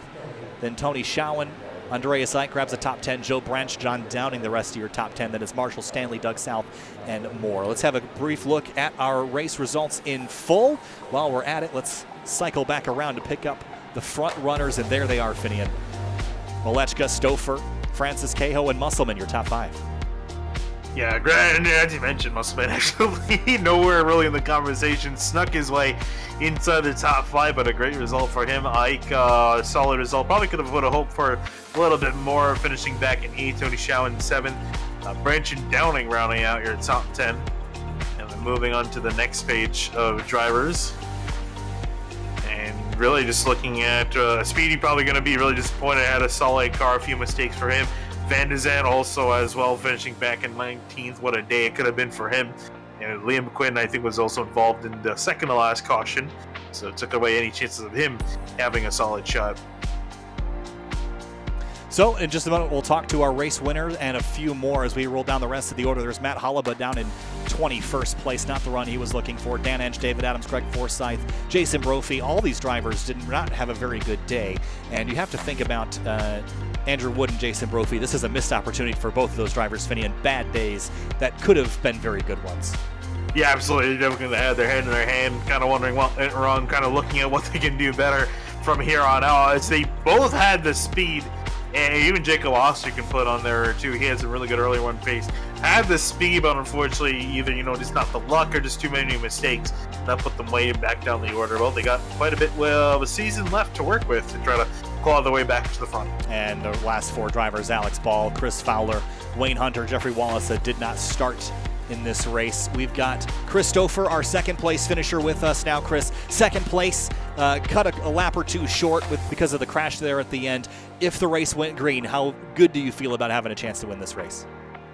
Oh, I felt pretty good about having a chance to win the race. After I got up front, I started way back in the back towards the tail of the field and had to work my way forward. But once I got up there, I was just biding my time. Then when it got go time, we had a great car under us, and I have every confidence if it went green, who knows who would have won. I mean, somebody besides me or Robert could have won, who knows. But I do think I would have had a shot for sure. Well, overall, this race, we had a lot of really exciting racing, some decent pack racing. The field got stretched out at times. A really strong field. Do you feel like this is a stronger field overall than what we had last year? Because based on how competitive the race was, I'd say that's probably fair. Yeah, it's just as strong as ever. A lot of good guys out here. Everybody's got a good level head on their shoulders, and they race with respect for everybody that's around them, and that's that's what we're looking for. That's really important. My hat's off to everybody that came out and raced with us. All right, well, Chris Stouffer, second place in race 1 of the season. Chris, congratulations, and we'll see you next week. Thank you. Thank Catalyst 317 and Indy Elite. This is a great series. I really appreciate it. Thank you. All right, thanks so much, Chris. We'll move on now to our second place finisher, Pablo Diaz-Francis, who finished in 3rd place, and it was a wild ride on the last couple laps. Pablo, some 2 and 3 wide, even some 4 wide up at the front. Take me through your perspective of the dramas there, because it looked like a lot of fun. Good evening, guys. First of all, I want to say sorry to the guys in the last incident. I hit that transition with the apron, with the changing of the banking, and I think I created a really big ground in the last lap. So first of all, say sorry to all of them. And yeah, the race was pretty fun. We made like 3 or 4 green flag pit stop, and that was really, really good. I couldn't believe I was in the top 3, top 5 for almost all of the race. I was really, really hyped. Finally I messed up a little bit. Well, it was fun to watch regardless. This is your first run in this series and a podium to start things off. In terms of the season, we've got a lot of ovals. We also have a lot of road courses coming up. Do you feel like you're going to be stronger on the road courses or the ovals this season? Well, my main strength is in the oval races. I'm really, really poor in road courses. So I'll try to focus on oval races, but I'll try my best also in road courses. All All right, well, congratulations, Pablo. Nice run. Third place for the number 22. We'll see you next week. Thank you, guys. See you next week. Thank you. Robert Malechka is the race winner of the Catalyst 317 here at Michigan. It was a pass coming to 2 laps to go, Robert, and it was ended up being the pass for the win as there was calamity behind you. Take us through your race, because at one point you dropped out of that lead pack to avoid the chaos, quietly drove your way back through it, and then you were there when it counted. Take us through your night. Yeah, kind of knew the start was going to be a bit crazy.